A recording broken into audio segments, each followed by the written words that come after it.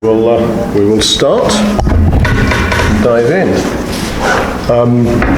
Tonight is GBOS regular meeting. The Girdwood Board of Supervisors, its committees and subcommittees are subject to the Alaska Open Meetings Act as found in Alaska Statute 44.62.310 and Anchorage Municipal Code 1.25 public meetings. The Girdwood Board of Supervisors operates under the Girdwood Public Meetings Standards of Conduct. I'll call us to order at 7:05 p.m. My name is Mike Edgington. I'm co-chair and land use supervisor. And on my right is Brianna Sullivan, Parks and Recreation and Cemetery Supervisor, and Temporary Fire Department Supervisor. Jennifer Wingard, Public Safety Supervisor. And on the phone, Guy, can you hear that? Yep, Guy Wade, newly appointed to the Girdwood Board of Supervisors. supervisor without portfolio for the moment. Okay, any disclosures from anyone on the board for the items this evening? I have a disclosure under new business number 17. I was asked to sponsor the agenda item, but I haven't received anything to present it or discuss it. Okay. Any other disclosures? So I will disclose on item number 7. I work with and am associated with Girdwood Bear Aware, but at the moment I'm administering a contract for them, so just involved in the financial side. So if there are no other disclosures, for item 17, I do not see a conflict. So unless there's disagreement from the board, we'll move on to the other one. I'll hand you the chair, normally, for item number 7. Okay. So for item number 7, you have to make a ruling as to whether it's a conflict or not, whether I can discuss it. Well, we've usually have you excused from that if it's a vote. We have when it's money, yeah. But otherwise, I don't think it's an issue. Okay. Right. So roll call disclosures, agenda revisions and approval. First of all, tonight's regular meeting agenda. I entertain a motion to approve. I move to approve the agenda for tonight's meeting. I'll second. Thank you, Jen. Any discussion? All those in favor, we'll do by voice vote. Aye. Aye. Aye. Sorry, I didn't hear that guy. He had an aye. An aye. Thank you. May 24th special meeting, which is the continuation of last May's regular meeting. Minutes approval from the 17th. Again, I'd entertain a motion to approve. I move to approve the May 24th meeting continued from May 17th minutes. I'll second. Okay. All those in favor? Aye. Aye. Not Guy, because he wasn't at these meetings. Okay. Roger that. Yep.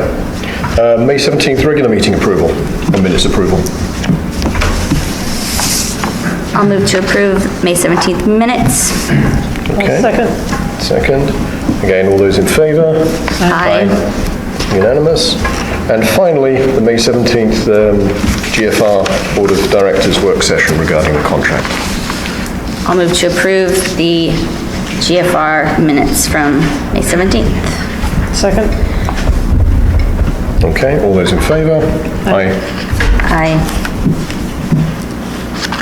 Okay. Announcements. The public is encouraged to ask questions and provide comment. Please raise your hand and wait to be acknowledged. There's no need to unmute your microphone tonight. To help discussion stay productive, please direct your comments to the board rather than other members of the public. Keep your comments focused on the business under discussion. Please be respectful of everyone's opinions. We have 3 notices. The Girdwood CERT team will be hosting the Alaska Earthquake Shake Trailer at 6:30 p.m. on June the 28th. I assume that's here by the fire department. The Alaska DOT and Public Facilities has launched a short survey and virtual public meeting as part of the statewide long-range transportation plan and freight plan. The links are available in the minutes, in the agenda. participate by June the 30th, which is next week. The long-term transportation plan and freight plan is expected to be finalized by August 2022. Stay involved through the planning process by signing up for email alerts, visiting the project website, and reviewing transportation assessments. Girdwood Trails Plan Open House is Thursday, June the 24th from 7 to 8:30 here in Girdwood Community Room. Information available at muni.org/GTP. Comment period is open from June the 18th to July the 26th. Okay, now we move on to introductions, presentations, and reports. We'll start off on an update on GBOS Seat C and supervisor roles. Do you want to start with staff? Sure. Sorry, just figuring out the audio here. The Assembly approved the appointment of Guy Wade to Seat C as recommended by the Girdwood Board of Supervisors, and Guy has gotten all his paperwork completed with the clerk's office, so he is official. He was already on a planned trip to Katowice, so he's calling in tonight and joining the meeting for the first time. So welcome to Guy Wade and Seat C. And so we knew that seat needed to be filled, and the supervisor roles probably needed to be solidified once that seat was filled. So that would be something you guys do tonight to confirm Guy's role, supervisor role for the board. Okay, and that just reminded me that one thing we missed on the roll call was that Amanda Sassy is, I believe, out of state actually, again on a trip that's been that she pre-planned, so she has an excused absence this evening. Right, okay, on CC and supervisor roles. So welcome, Guy. You'll have all the fun of being here in person next month. So we assigned some temporary supervisor roles at our reorganization meeting at the end of April. So I think, Brianna, you ended up with many of those, and I think Jen as well. So do you want to start discussing if there's anything you would like to shift around? I think Jennifer was open, and same with Amanda, for taking the both supervisor roles that they currently have, and then that left the fire department seat vacant. So my temporary fill was the fire department. So I think if Guy is still okay with that he's slated to be the fire department supervisor. Yeah, I've worked with the fire department through the Public Safety Action Committee in the past, and Chief Weston, so I'm comfortable with that, and yeah, we look forward to taking on that role. Okay, great. Obviously, they're in the middle of contract negotiations at the moment, or right at the end of contract negotiations, so it might be a busy few weeks. And I briefed him on where we're at with that right now. So Michelle, Chief Weston right now is out on wildfire duty, but she'll be back in a month, and Guy plans to meet with her right away when she gets back. Excellent. So I don't recall if I think we have to vote to confirm. I think we do in our reorganization meeting, so we should probably do that. Guy, although Guy being not here physically, he does not count for quorum. You are able to vote if you feel you understand or you can follow the discussion appropriately, Guy. Did you hear that, Guy? He has a hard time picking you up because okay. You're far from him. So you understand you're able to vote if you'd like to. I think if you feel you can follow the discussion. Yeah, you got that, Guy? Yeah, I will be able to vote and be part of the discussion. Yeah, if you can follow the discussion and understand what's going on, you're able to vote. Okay. Okay. Well, I'll let you know if I can. And if you have a quorum without me, and I'd say just keep going, but I'll let you know if I'm missing something important, as if we need to vote on something, okay? Okay. Okay. So I would entertain a motion to reassign the fire department supervisor role to Guy Wade. I'll second that. Thank you, Brianna. Any discussion on this topic? Not hearing any, let's move on to a vote. I'm not quite sure, I think we can do that by just a show of hands plus then a roll call for Guy. So, all those in favour? Yes? That's 3 votes here. Guy, are you in favour of taking on the fire department role? I am, yes, for me. Okay, so that's unanimous 4-0. Excellent. We now move on to the legislative report.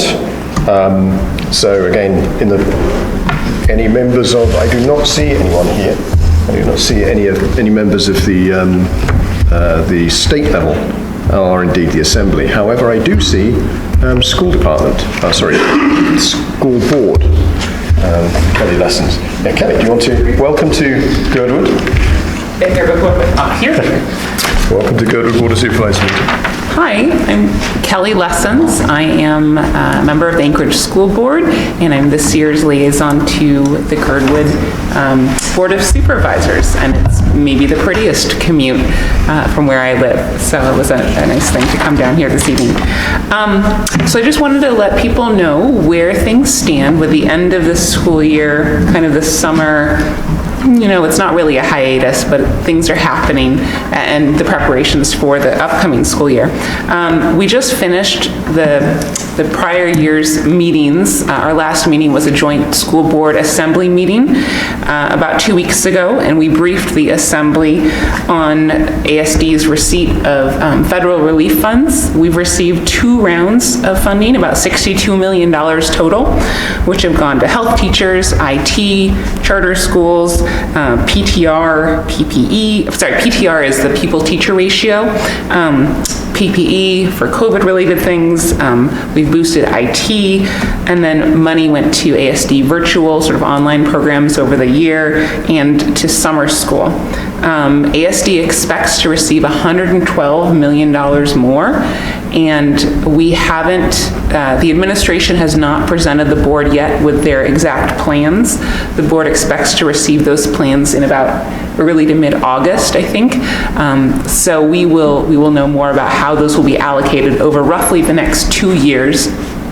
That's how long ASD will have to deploy them. The district did send out a community survey and received about 3,000 or so responses. Maybe there have been more that have come in since I last heard. Community members' priorities for how to allocate those federal funds really revolve around addressing student learning losses, improving air quality, and focusing on underserved students. So hopefully the administration will take those community values into account as they present the board with their plan for that sort of $112 million allocation. Right now, summer school is happening. There's about 10,000 students that are enrolled district-wide in the 2 sessions that ASD is having.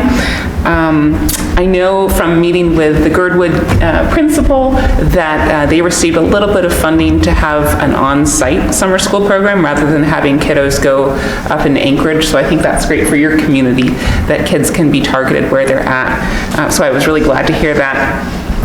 Summer food service is being provided to all students free of charge. That's coming in at the federal level, so that's helpful for students and families. And that's going to be continuing throughout the upcoming school year. One notable thing happened actually from the Department of Education a couple of weeks ago, and that is that PEAKS testing, which is what ASD has used for its federally reportable sort of student assessments. PEAK testing will be they're switching to something that is aligned with what ASD already uses 3 times a year. The PEAKS testing happens in the spring.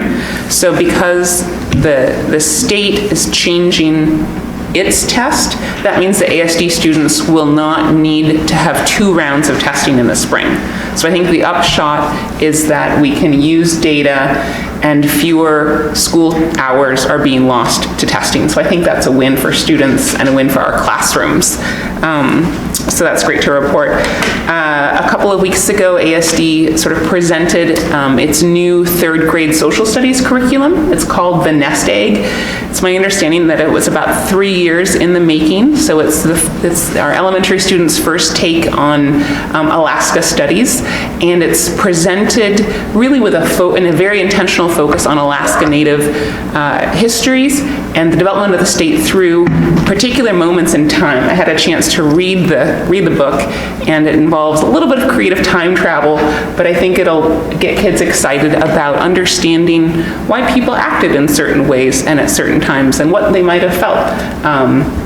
And Dr. Bishop was really enthusiastic in sharing at an event at the Alaska Native Heritage Center that ASD is hoping to sell this curriculum to districts around the state to help them with their Alaska Studies needs, and use the proceeds to send all of ASD's third grade students to the Alaska Native Heritage Center each year. So it's not a promise, it's a hope and a plan, but I thought that was, again, a good win-win. What else? ASD has just launched a new equity dashboard, so you could log in. It's the district's website is asdk12.org, and then if you go to the equity department /equity, there's a dashboard, and so you could pull up what's happening at Girdwood, and it looks at student assessments, student opportunities, exposure to gifted programs or special ed. So it looks at access as well as outcomes. It provides a nice broad overview. Looking forward, ASD right now is accepting applications for preschool. Off the top of my head, I don't remember whether Girdwood does have preschool or not, but applications are open for the upcoming school year. The fall lottery is open through July 22nd. And moving forward into next year, there is a new Google form online if you want to testify at any of our upcoming board meetings, which is a little bit different. Previously, you had to email the school board secretary. Now you just fill it out on a Google form. And there's a helpline. If you guys have any questions, or if your families or community members need to know more from ASD, the number is 742-HELP. And it's a resource from IT to wellness to what have you. So it's a way to get at an actual real life person. Are there any questions that I can answer at this time about our school? Yes? Thanks for coming. Could you give us an update about what happened at high school graduation in terms of items being taken away from Alaska Native students prior to the ceremony? Yeah, so thank you for that question. So at the West High School graduation, there was a student whose family had gone through the required steps to wear regalia. And in this case, it was a sealskin cap that his mother had made, a graduation cap that had sealskin and it was embroidered. And permission had been granted, and that student should have been permitted to wear that. It's my understanding that someone down the chain of command did not know that permission had been granted, saw the student wearing the cap, which was different than a standard cap, and said, no, you may not. And because of the nature of the graduation ceremony, students didn't have cell phones on them, they weren't allowed to have bags or backpacks, that sort of thing. The student had no way at that moment of sort of crying for help and saying, hey, this isn't right. So a lot of things went into motion immediately after that ceremony. I know that the principal of West High School was informed, was deeply apologetic. Dr. Bishop was informed, she was deeply apologetic. It is my understanding that there is an administrative regulation, right? The school board has policies, and then the district administration sometimes says how those policies will be formed. Those are the administrative regulations, and they are going to be changing those administrative regulations. So it is my fervent expectation, as well as my hope, that that's not going to happen to any student ever again. And because the West High School graduation was early in that sort of graduation week, I know that students at other high schools did not have the same experience. Does that answer your question? Thank you. Any other questions? Yes? I'm curious if the school district has any plans to kind of utilize, I'd like to see them utilize some surveys more, and I know from this last one that went out, I was a little frustrated with the shortage of options given, or it was just kind of generic. But prior to that, I'd only gotten 2 other surveys, which were like, are you coming back to school or not? Mm-hmm. And so in the entire year in which we were essentially homeschooling our children, we were only asked twice, are you coming back to school or not? But not anything else, what can we do to help you? We understand you're doing our work for free, nothing else. And I feel like we left a lot of knowledge on the table and a lot of ideas and insights. I mean, the kindest word I can come up for last year was that, from a parent perspective, is that it was dynamic. You never really knew what the next day was going to hold or what kind of tech help you were going to be doing, and the teacher responses were all over the board, although I view them mostly as heroic. But I was a little disappointed with the school district administration on not being as dynamic as the rest of us were having to be, if that makes sense. Especially with regards to community input? Right. Is that what I'm hearing you say? Exactly, Yeah. and I feel like they're a little stuck on kind of old school Lord of the Manor behavior in which you are allowed to come to the manor house once a month, and maybe you'll get to talk, and maybe you'll be listened to, or maybe you won't, but it doesn't really work for forgive the metaphor, but most of the serfs. And particularly, obviously, for underserved populations. And we've got tools that we could try using, and I know it was frustrating for some people after this year, they want nothing more to do with technology, but I feel like just because it didn't work last year doesn't mean it can't work in the future. It didn't work last year, partly because we threw boulders on top of a donkey's back, really. Like, it just was, there was no way it was prepared, the school district system was prepared, and I don't necessarily blame them for that, but I would like to see a more dynamic response than what we saw in the year. I'll be glad to share that with my fellow board members and our board president as we move forward. Again, we're in this sort of like few-week hiatus, but we will be meeting again a little bit later this summer. But I think that community conversation, it needs to be ongoing. Yeah. We need to build. If you have suggestions for great ways to get, because even surveys are not perfect. Right. For instance, the survey about the federal relief funds, it went out, I think, to 140,000 email addresses that ASD has, and they got 3,000 responses. So if there are better ways to communicate, maybe that's phone banking. Nobody really likes getting texts on their phone, but maybe that's a way to be a little bit more nimble. Principals can do that maybe within their school community, but if you have really wonderful community, accessing ideas, feel free to share them with me directly, and I can bring them to the board or email the board as a whole as well. Sure. But I think community engagement is a priority of this board. Well, that's excellent, thanks, and thanks for stepping up. You're new this year, right? It is a privilege. Budget question? Yes. So the biggest component of property taxes we pay in Girdwood is for the school for ASD, and ASD's mill rate went up by about 10% this year, primarily because of the reduction in the bond reimbursement from the state. But I know that a lot more money came in from the federal government than I think was expected. So is there likely to be an adjustment to that? Are we going to see the same sort of increase next year, do you think, given that there appears to be again, underfunding of the school reimbursement? Yeah, so actually, you brought up, I feel like, three, maybe different... Maybe five, yeah. A few different things at the same time. The federal funds have a time limit on them. They have to be used by September of 2024. One of the really interesting issues is that $112 million, it sounds like a lot of money, but on an average year, the school district's budget is 800 and some odd million. And that budget, we have a federal Band-Aid for a bigger problem, is I think one of the short answers to your question. There is a $750 million backlog in the amount of work that the infrastructure, the schools themselves need. Roughly, the school district holds about $2 billion worth of property across the municipality, and just, if you're a business, you have to plan for ongoing maintenance. Roofs need to be repaired. There are a lot of leaky roofs right now. Ventilation systems, just the nuts and bolts of a school. So they budget a certain amount each year, and that is part of the bond proposal. There's actually, I didn't mention it because it's not official, but depending on how the budget shakes out, ASD could be in the hole another $20 million or so if the governor and the legislature can't come to agreement about the school bond debt reimbursement. And I don't know whether the federal funds can be used to cover that. I'm not intimately familiar with all of the strings attached.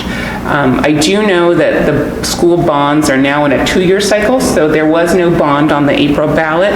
There will be in April of 2022, and the school district has about a 6-year plan for what will be on those cycles for the bonds. So maybe to answer your question is I guess my answer is I don't think that the federal money, which is really going to be focused on student learning loss and meeting the needs of underserved students and sort of addressing air quality issues, I don't think that's going to change property taxes. That's my understanding. That's really targeted funds. Right. So going to the any students. construction work that comes from that will be enhancements rather than there may be construction that happens from those federal funds that are directly linked to, say, air quality issues, improving ventilation in the schools, and that would not be on a bond. So they're kind of separate pots of money. So we should still do what we can to try and get the state to pay what they said they would. The state, there is a problem of inflation, and the state has not adjusted the school or the student, the base student allocation for some time. And so there is just a gap every year of $10, $12 million when it comes to meeting basic needs. That's in operational costs. And then there's the capital issue as well of the bond reimbursement. And that's separate from the bond reimbursement issue. Okay, thank you. Any other questions?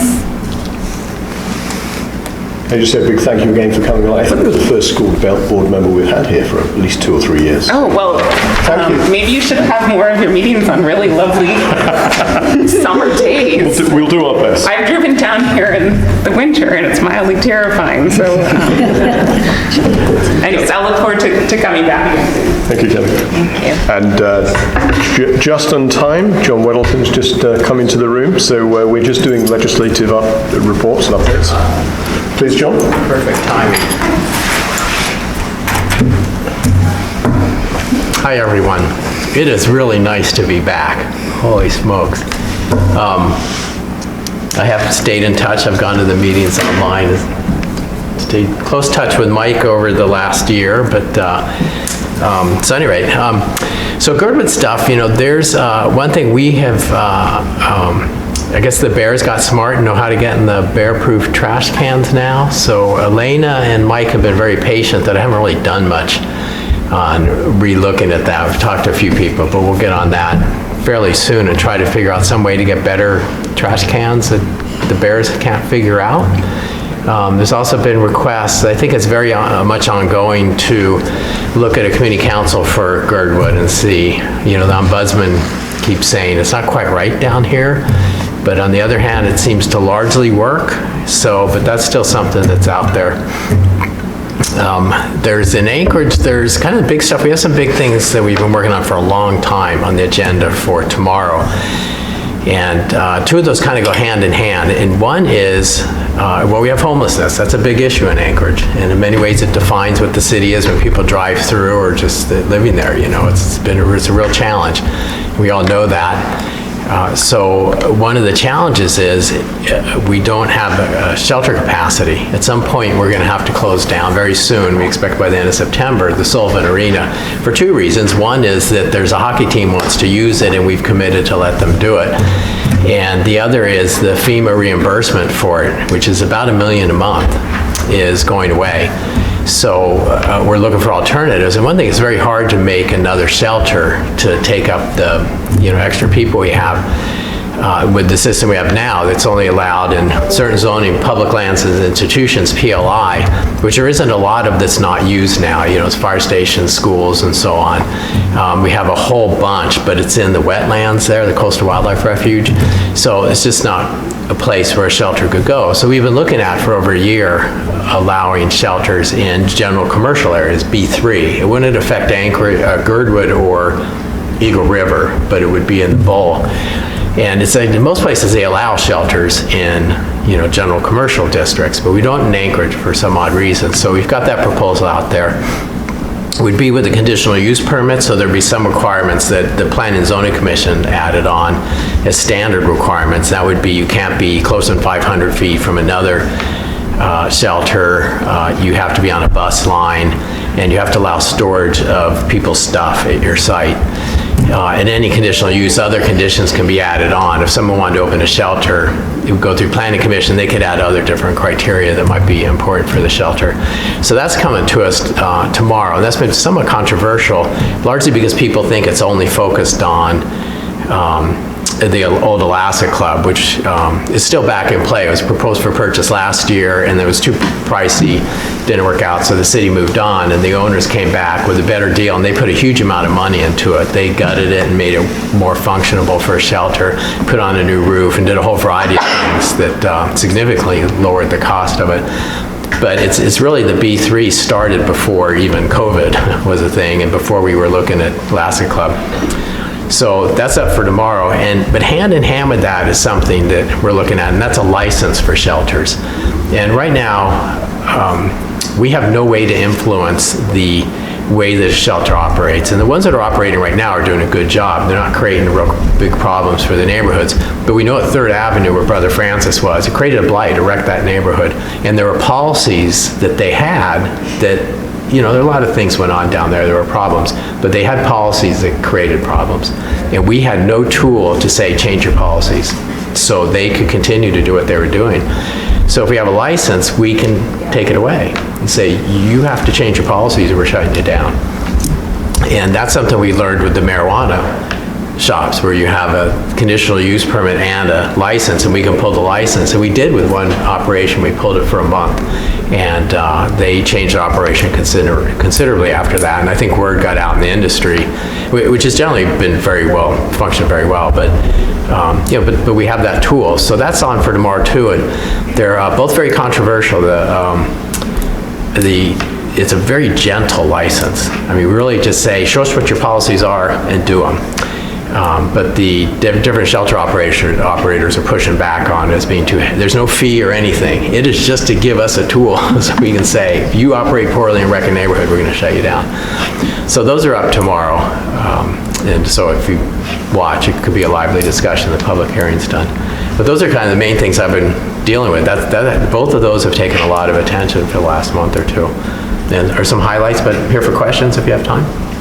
So I do have a question on the shelters. Is from at least the testimony side, a lot of the concerns seem to be about non-discrimination requirements in the license. Is that how you read it, or is it broader than that? They're reading something into the license as it is now, but there was an initial version of it that got me involved, actually, was we started talking about it, and this was last fall. Member Zolotel brought forward a license that is what they use in New Jersey, which is pretty amazing.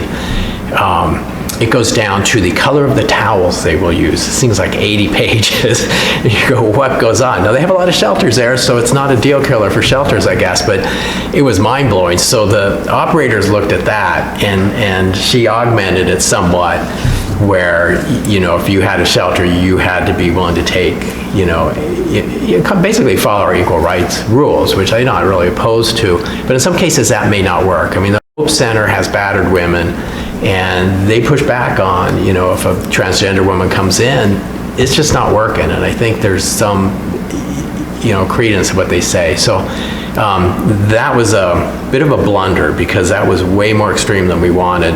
But it set the tone for the shelter operators that we were really trying to control every little thing they do. The current version does almost nothing. It really just says, show us your policies, and we just want to watch you live up to them. And that's basically it. So it's pretty gentle, but things get conflated in a hurry. So. Okay. Any other questions? Okay, thank you, John. I'll hang out, thanks. Welcome back in person. Okay, we'll move on to item number 3, which is Anchorage Public Library Garish Library Report.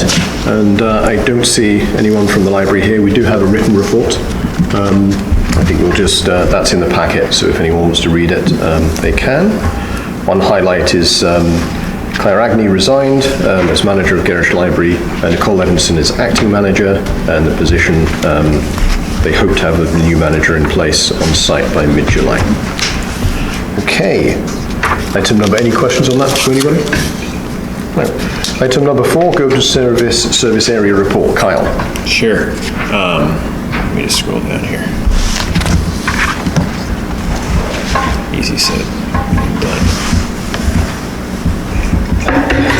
There you are. Oh, come on, to the mic.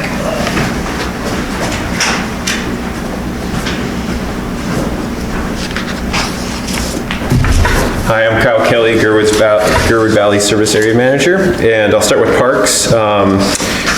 We're definitely up and running with our full seasonal staff. We have Andrew Block and Brian Dodd working for us this summer, so you will see them out there from doing park maintenance to working on the trails. And they've been very active on a lot of projects and doing a great job.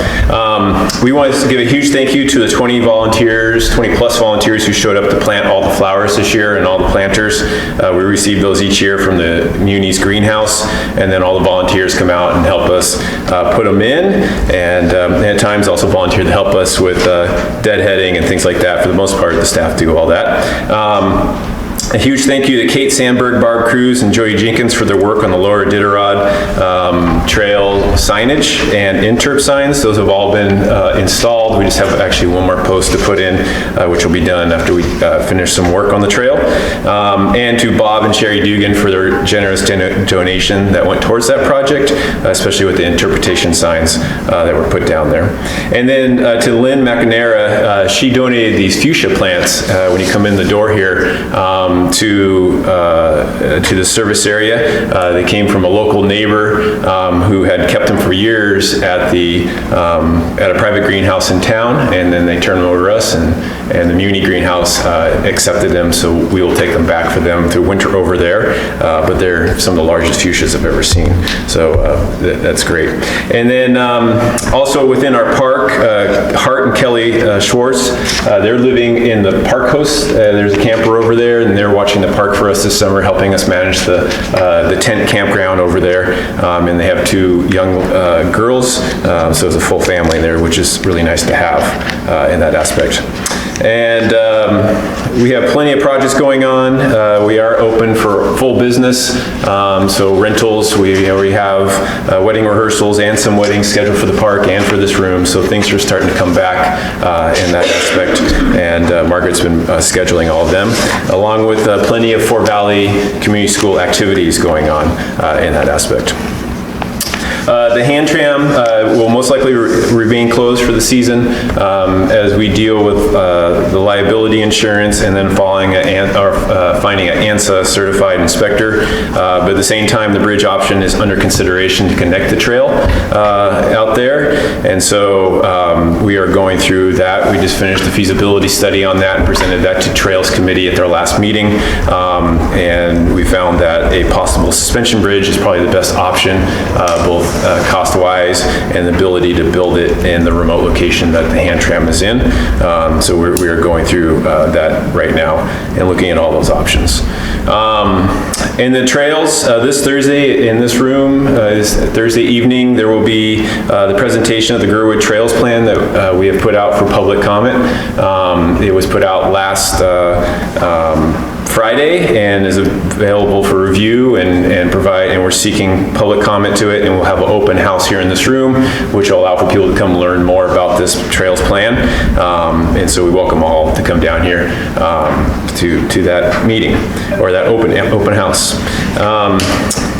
Amenities, everything's moving along. Lions Club, tennis courts, disc golf. We'll be actually having our crew out tomorrow brushing the disc golf fairways as it's getting pretty thick out there with the Devil's Club, and so they'll be out cleaning that out.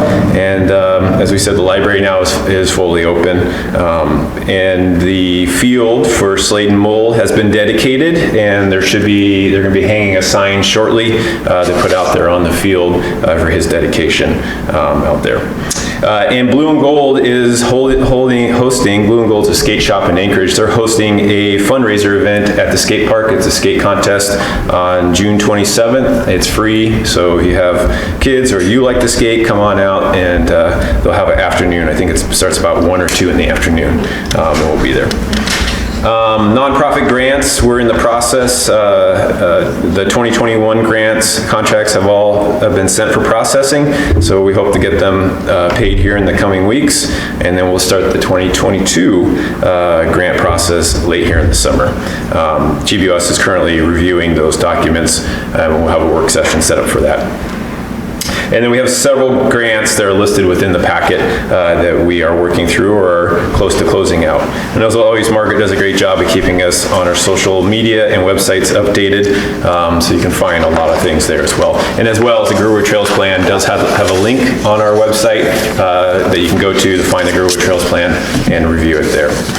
Switching over the roads, spring grading and calcium chloride for dust suppression have all been completed, and we're right now in the middle of the rehab of Alberg Avenue. That's been all grounded up, and today they installed 3 cross culverts. We did half the road. Tomorrow we'll do the other half of the road and get that done, and then after that we'll be grading, and then as the weather allows we'll be paving. And so we hope by the 30th of June we'll have the bulk of the project done.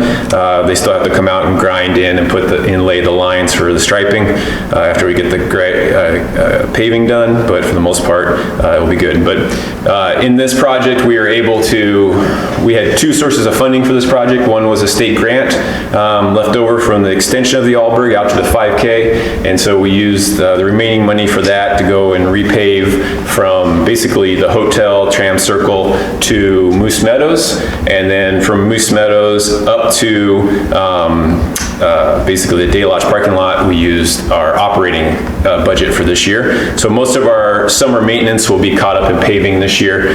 We won't do as much ditching or drainage work, but we have been doing that steadily over the last 5 years, so we felt we were in a good spot to knock out this asphalt. And we also will be repaving the entrance to Timberline and Alpine Meadows on the airport side, the entrance over there. So as things go, it looks like it's going pretty well, and hopefully the weather later this week doesn't screw us up too much, but otherwise we'll just maintain until we can pave out there.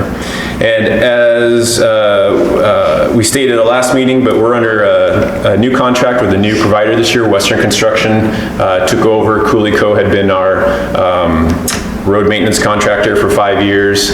They did not renew, and Western Construction won the low bid, and so they are on, and they're actually doing the Alberg work through a bid process that was separate from our term contract, and also now are providing our term maintenance. So they will be here year-round doing summer and winter maintenance for us there.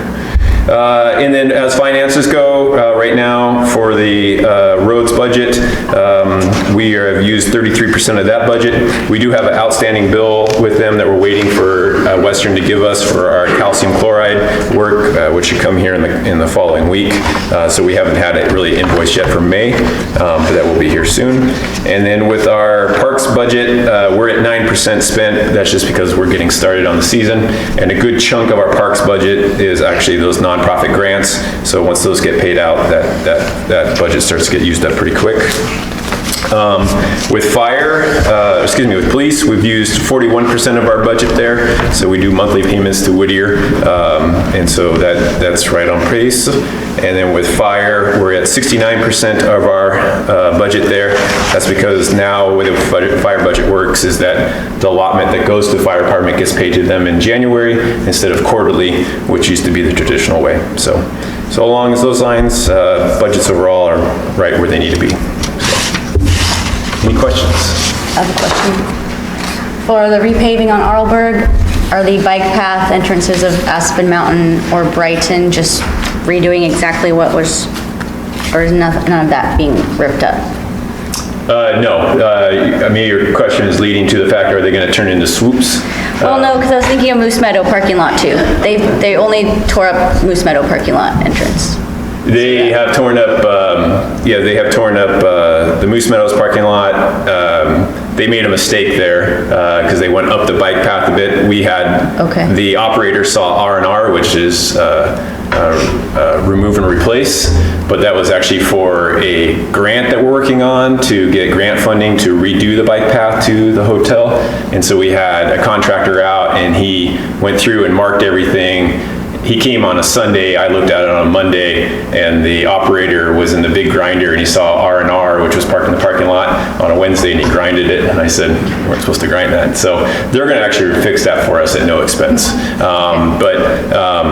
Yes, all the bike paths and the approaches will be fixed there. One thing that was complicated for our project when we first did the design on it was that at each of the intersections, Davos, Cortina, Aspen Mountain, and Brighton, they wanted us to put those swoops in, like out here on the bike path, and when I just mentioned that in the meeting, there was an explosion of anger. And so we stopped the project at Aspen Mountain to avoid doing those swoops, and then we did the rest of the project as a maintenance repair, which it really was. The worst section of asphalt was between Aspen Mountain and the Day Lodge because the overlay started peeling up, and so we were able to avoid having to do the swoops that way. So we're just back to our standard design there. The stop signs are still behind the bike path, so people should stop at the stop sign and then be able to see the bike path. So yeah. Thank you. On the topic of swoops, one thing we didn't do last year, we had in our plan for fixing the swoops on the bike path along Alyeska Highway, was to move them back away from the road slightly by filling in those gaps. Is that planned for this year? Yes, so, and that's an interesting topic in the sense that we got informed that through this CARES Act money, Girdwood has an allotment that we are eligible for, so that's why I'm doing all this work on the bike paths, because we can get that paid through that process. So I was informed last week that it looks pretty favorable. So we are fixing those swoops out here on Alyeska Highway.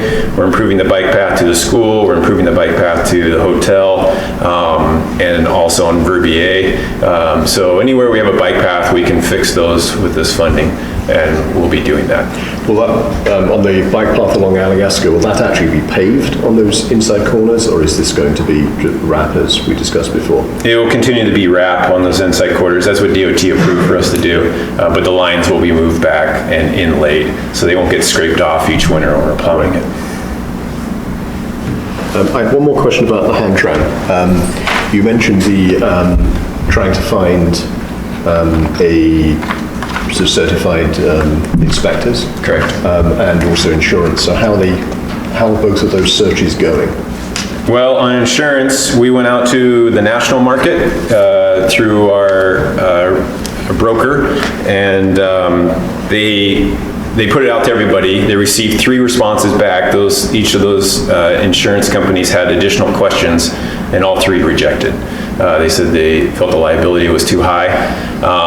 And so risk management said, well, we'll continue to look. So they're expanding out to an international clientele to see if somebody would do it internationally. But we have no idea. Everything they said, yes, we don't know what the cost would be to provide liability. And what we're doing is different from normal from the municipality. Municipality self-insures and then self-insure up to a certain amount, and then after that they have a liability policy that goes beyond that. But in this case, the Board of Supervisors requested to see what liability insurance was specifically for the hand tram, as risk management felt the liability was too high upon the taxpayers to keep it within the self-insured category. And so this is why we did this exercise, and when we did it, we found out that nobody would, at this point, provide liability insurance. And as to your second part of your question with the ANSA, so ANSA is an acronym which I don't fully remember, but it basically has to do with ski resort, tramway systems, chairlifts. There's a standard that you live up to and you work with, and when we were doing inspections out there, we always had an ANSA inspector who would provide us inspections for our hand tram. and then, and for the most part, be responsive when we had, say, a breakdown or an incident out there, we had to shut down the hand tram, we would have an inspection done by a Hanson inspector. We lost that person, they just moved out of state and they're no longer available, and they're the only ones who would actually, he was part of the initial building of the hand tram. He worked for the resort way back when, and he's no longer able to be responsive. The last time we had him come, we had to pay for a ticket for him to fly up to do the annual inspection. And it was fortunate that his wife was still working up here, but that's no longer the case. Anyways, we've tried to go through the steps of finding somebody to do that. Even talking with the resort, because they're probably the most certified of anybody in the state, and they're right there at our front door, but they all have said the liability was too large for them to inspect and maintain a human-operated tramway system in the middle of a remote area that was under no control except the public who were using it at the time. So we haven't found that person yet. Okay. So that's two dimensions that we haven't got a solution for. Two dimensions, and I say there's four. The other two is the safety improvements and the cost of that, which could be anywhere between $50,000 to $100,000 for the safety improvements that we have designed for the hand tram. And then the fourth one is the way the public use it, and the sort of the natural abuse that the hand tram is seeing because of overuse and overpopularity of the hand tram. People trying to make a system go faster than it was never designed for, and carrying an amount of people that it was never designed for too. So there's lots of factors to the whole thing. Any other questions? Okay, we will move on to item number 5. Imagine Girdwood area plan update. I don't see anyone else from Girdwood area plan, so I will talk to this briefly. We have a regular meeting on Wednesday this week. Information including, it's actually online, it's still on Zoom. Information is available on the website. We have a piece of work which has been proposed as sort of technical analysis tasks, which we have been required to do by planning. Planning reviewed our approach and said that we needed to do a bit more technical analysis.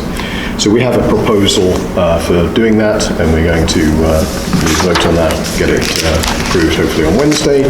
We also have a grant from the municipality, which is not, the check hasn't quite cashed, but my understanding is that should be hopefully tomorrow. So we can go ahead with that. We also have a pending grant from the HLB as well, a matching grant. So once that's in place, we will be looking for contributions from the community as well to match that $10,000. And that should give us enough to get almost to the public, at least public draft for the land use plan part of it, and then we just have to write the rest of the document. John, you had a question?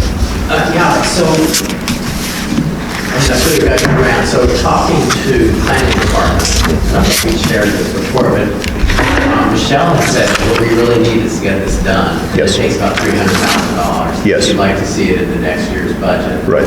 That'll be a huge lift to make that happen. But I mean, are you guys thinking? So my understanding, no, we're not. My understanding is, I think, one proposal, when it was clear that we'd scoped a certain amount of work, and in review with planning, it was clear that we needed to do more than we had scoped.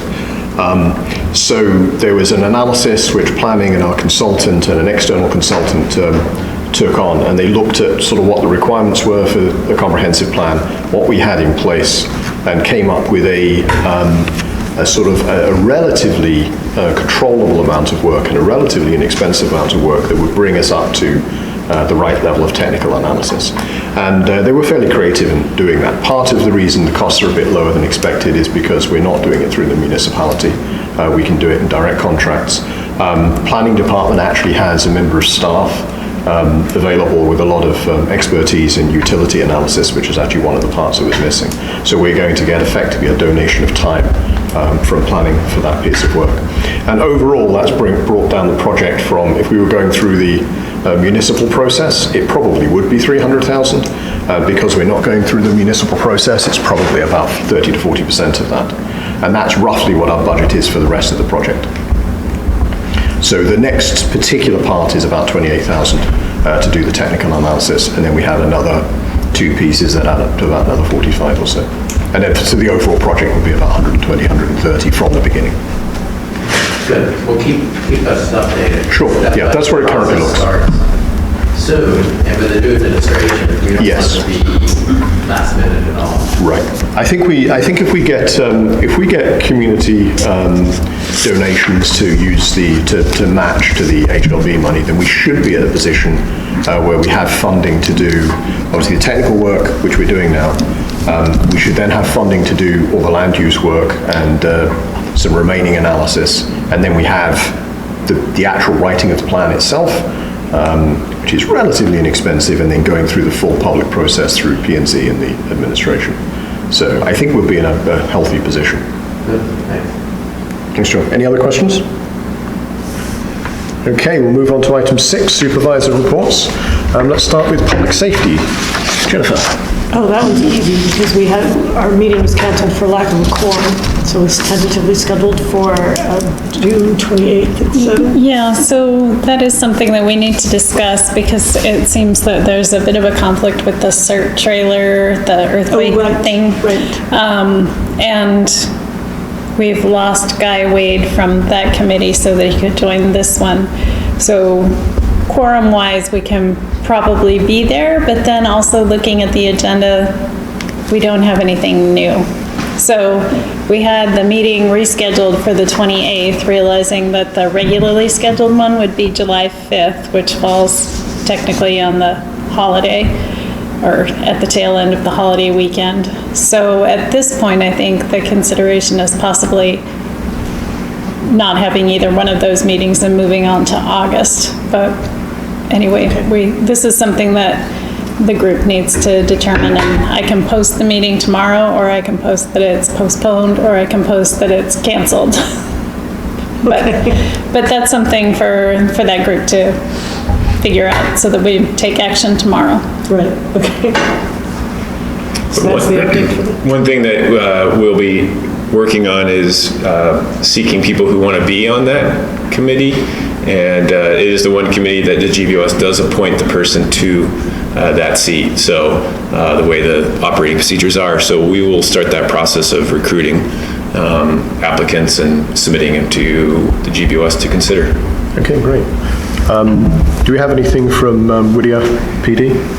No, I did talk with Chief Shea today, and they will be staffing up for 4th of July, even though we won't have Forest Fair this year, but they just know that there's a lot of people out and about looking for places to have a good time. So they will keep officers here in town full-time. Normally they go back and forth between the two communities, but for that weekend they will have 2 officers on 24/7, just available for response if needed. But otherwise, they've been really dealing with, the majority of their responses have been with bear call or bear-related issues, and then some illegal homeless camps that we've been tackling. So that's been a primary issue so far. Okay.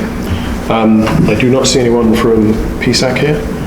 Any questions from the public on any public safety issues? Okay, we'll move on to roads and utilities. Amanda is excused absent. Do you have anything to add, Kyle? No. Okay. Parks and Recreation Cemetery, Brianna. Okay. For Parks and Recreation, Kyle did a very thorough presentation, so I won't repeat any of that, but for anyone interested in the bridge feasibility study for the replacement of the hand tram, you can see the packet from June 1st of the Girdwood Trails Committee meeting. It was pretty interesting if you are curious. And I do see a representative here from the Trails Committee, so she might speak anything to that.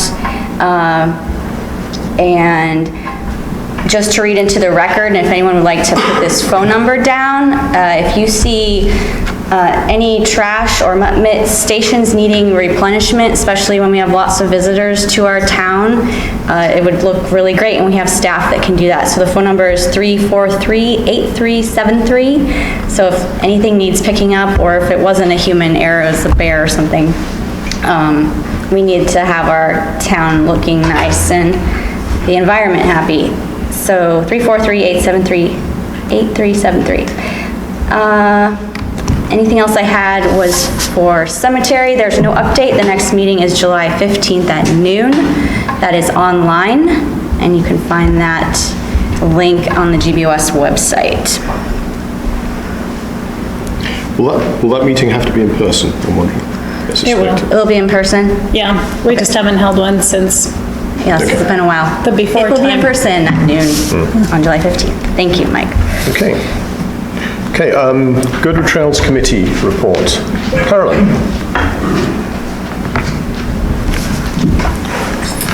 Hi, everybody. Carolyn Brodeen, the Trails Committee. Welcome back to in-person meetings. Yeah, so at our first meeting in July, or in person, we did have a great presentation from the Bate Company on the options for the bridge, which have already been mentioned. I did want to just say that it was kind of like a reality thing, because the most interesting option they gave was a suspension bridge, but it's going to be put on the where the hand tram is. So it's kind of like, oh, now we're really starting to talk about might be the end of the hand tram. But the bridge itself might be a little more exciting than just a regular bridge. We thought maybe even having it have a glass floor or something would make it even more attractive to people, but that probably won't happen.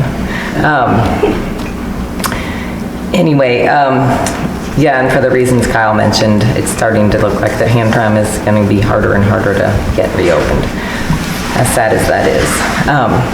In case you notice anything out on the trails that look like trail counters, we are going to have trail counters on the trail for a couple weeks in July, gathering that data of usage. For our July meeting, we're not going to have as usual, we're canceling our July meeting, which always falls right around the 4th of July, but we're going to have a work party instead around the week of the 12th of July. Not sure exactly where. Kyle and Margaret are working on the best options for that right now. We'll discuss that. Yeah, the new signs are in on the lower Iditarod. If you haven't made a way down there, you should bike or walk or whatever. One wheel, this guy was flying on one wheel when I was down there the other day. Anyway, they're really cool signs, and it's fun to go see them. We're going to be working on their Virgin Creek Trailhead reroute this summer. And at our next meeting, the in-person meeting, which will be the August meeting, we're going to start to look over our operating procedures, review them. We haven't done that in a couple of years. And I think that's all. Thank you. Any questions on the Trails Committee? Okay. Do we have anyone from the Plan Subcommittee here? I know there's a couple of members, but I don't know if we have a representative. Is there anything staff can speak to? Well, the open house? We definitely have the open house coming up, and so we would like people to show up, and that would probably be the best time to learn about the plan, is this Thursday here, Thursday evening. Okay, thank you. Please. Okay, for any of you who aren't familiar with the Girdwood Trails Master Plan, it's available online, and Kyle already said all of this, but it came out on Friday. We only have 30 days, but it's July 26th is the final day to comment. So I'd encourage everyone in this room to do it and to tell your neighbors and friends so that Girdwood is represented with their feedback for the rough draft plan. So you can do it online. If you cannot be here Thursday evening in this room, please visit it online where you might have more time to look over the maps. And it's pretty detailed. You can blow it up and look closely and read through it on your own time. And that'd be really, really great. They spend a lot of time on this and funding from Parks and Rec for the consultant. Oh, yes. And while it might be summertime in your life, in your brain for 30 days for the comment period, over this whole winter, you might be really glad that you did take 10 minutes to comment. Or next winter. So I don't know whether this is best for you or to staff, but what happens after the comment period? What's the process following that? Well, the comments will be tabulated, and we will come back to the committee with the results from the comments and probably our suggested recommendations. And then it goes through the public process locally? Yes, there'll be additional public process, but it'll be mostly directly with the subcommittee that's been working on this. There'll be a chance for public comment at the end, but this will be the time for public comment to come in, but then we'll work directly with the subcommittee following this. Okay. Any other questions on any Trails issues? Right, so Fire Department, so you have Brianna's name next to this. I suppose you have to take it. It would be unfair Yes. to give it to Guy.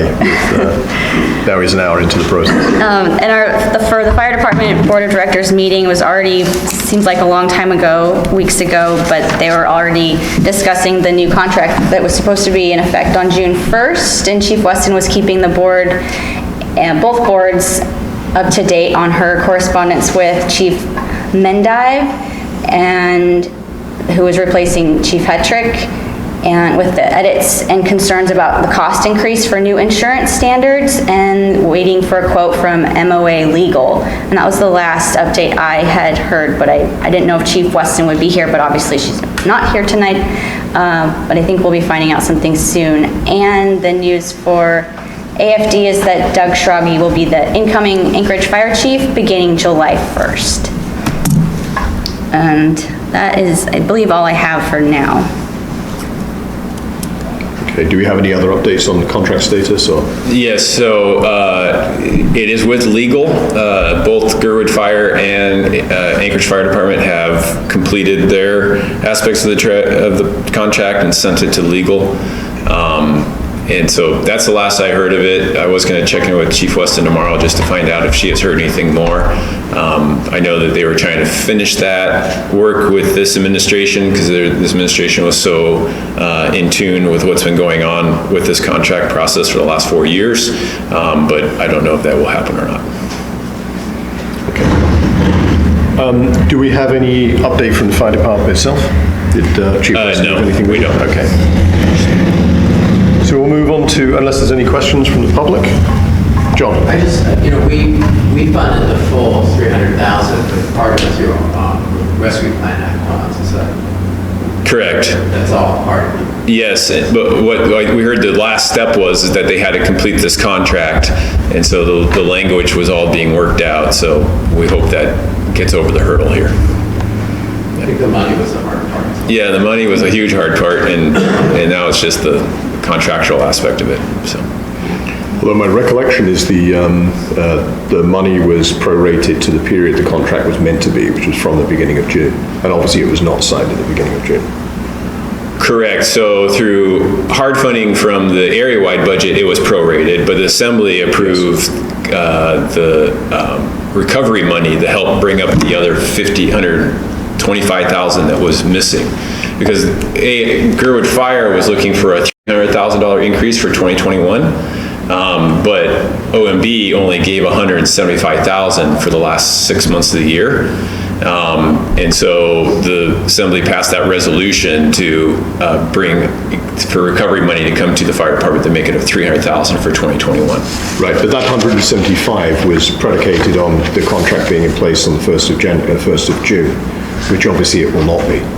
We're already halfway through June and it's not been signed. So is there a risk there will be a further clawback?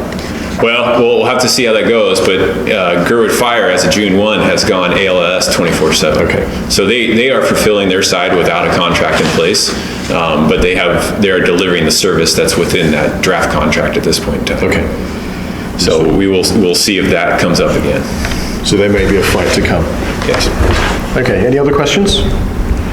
So we'll move on to land use. I think the only land use issue I probably should mention is there was some long meetings over the past couple of months to discuss a subdivision on Alyeska Highway, and subsequently that went through platting, and I think the request was approved by platting. I'm not sure what the status is now. I'm sure we'll find out at next month's land use. I know there was discussion of appeal. I just don't know what's actually happened formally. I will move on to the LUC officer. Kevin, do you want to give a report from LUC? Sure.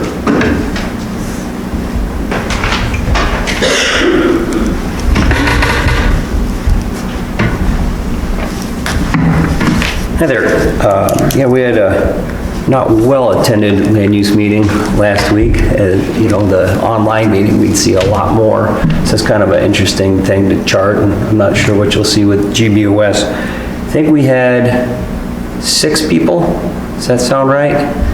not counting the committee members and staff. But yeah, some of the issues we went over was, well, the biggest, the longest thing was for the ADUs, which is something that Mike presented on, and I've done quite a bit of work on it, and we did not pass that motion, and it was then voted on to send back to the Housing Working Committee for review. So I think you're going to speak to that a little bit tonight, Yeah, Mike? discuss that tonight. Yep. And we also talked about the update on the, we're working on a land acknowledgement for, let's see, addition a statement to acknowledge Alaska Native land to start LUC meetings, which I think is something the Assembly does, and we're trying to make something specific to Girdwood. We've done a little bit of research on it, but, you know, we haven't found really a heck of a lot to guide us through. We did, what, a month or so ago, have a joint GBOS LUC meeting where we met with Melissa Shaganoff, and she helped explain the process and the meaning of what a land acknowledgement is, and so we're gonna continue to work on that. Yeah, that was really the big things we hit on, unless you know, there's something else you want to hit on there, Mike, but that was the thrust of the land use meeting last Monday. Any questions? Thanks. Okay, thank you. Thank you, Kevin. Next is update on Title 21, Chapter 9, review on parking requirements, and we're going to discuss that later on as an item of old business. Update on Housing Working Group, we have the ADU code changes, which we're going to be discussing tonight. The other things that are have been discussed in Housing Working Group are how we would put together a housing action plan, and also potentially some regulation around short-term rentals. We actually cancelled the meeting last week, but we will have one next month on the Wednesday following land use. So typically that's the second Wednesday, but it's actually the Wednesday following the second Monday. And that's it on land use. Any questions? Okay, we'll move on to public comment. Persons offering public comment must state their full name and address. Public comment is limited to 3 minutes per person and must be on subjects not listed on the agenda. Does anyone want to make public comment? Julie?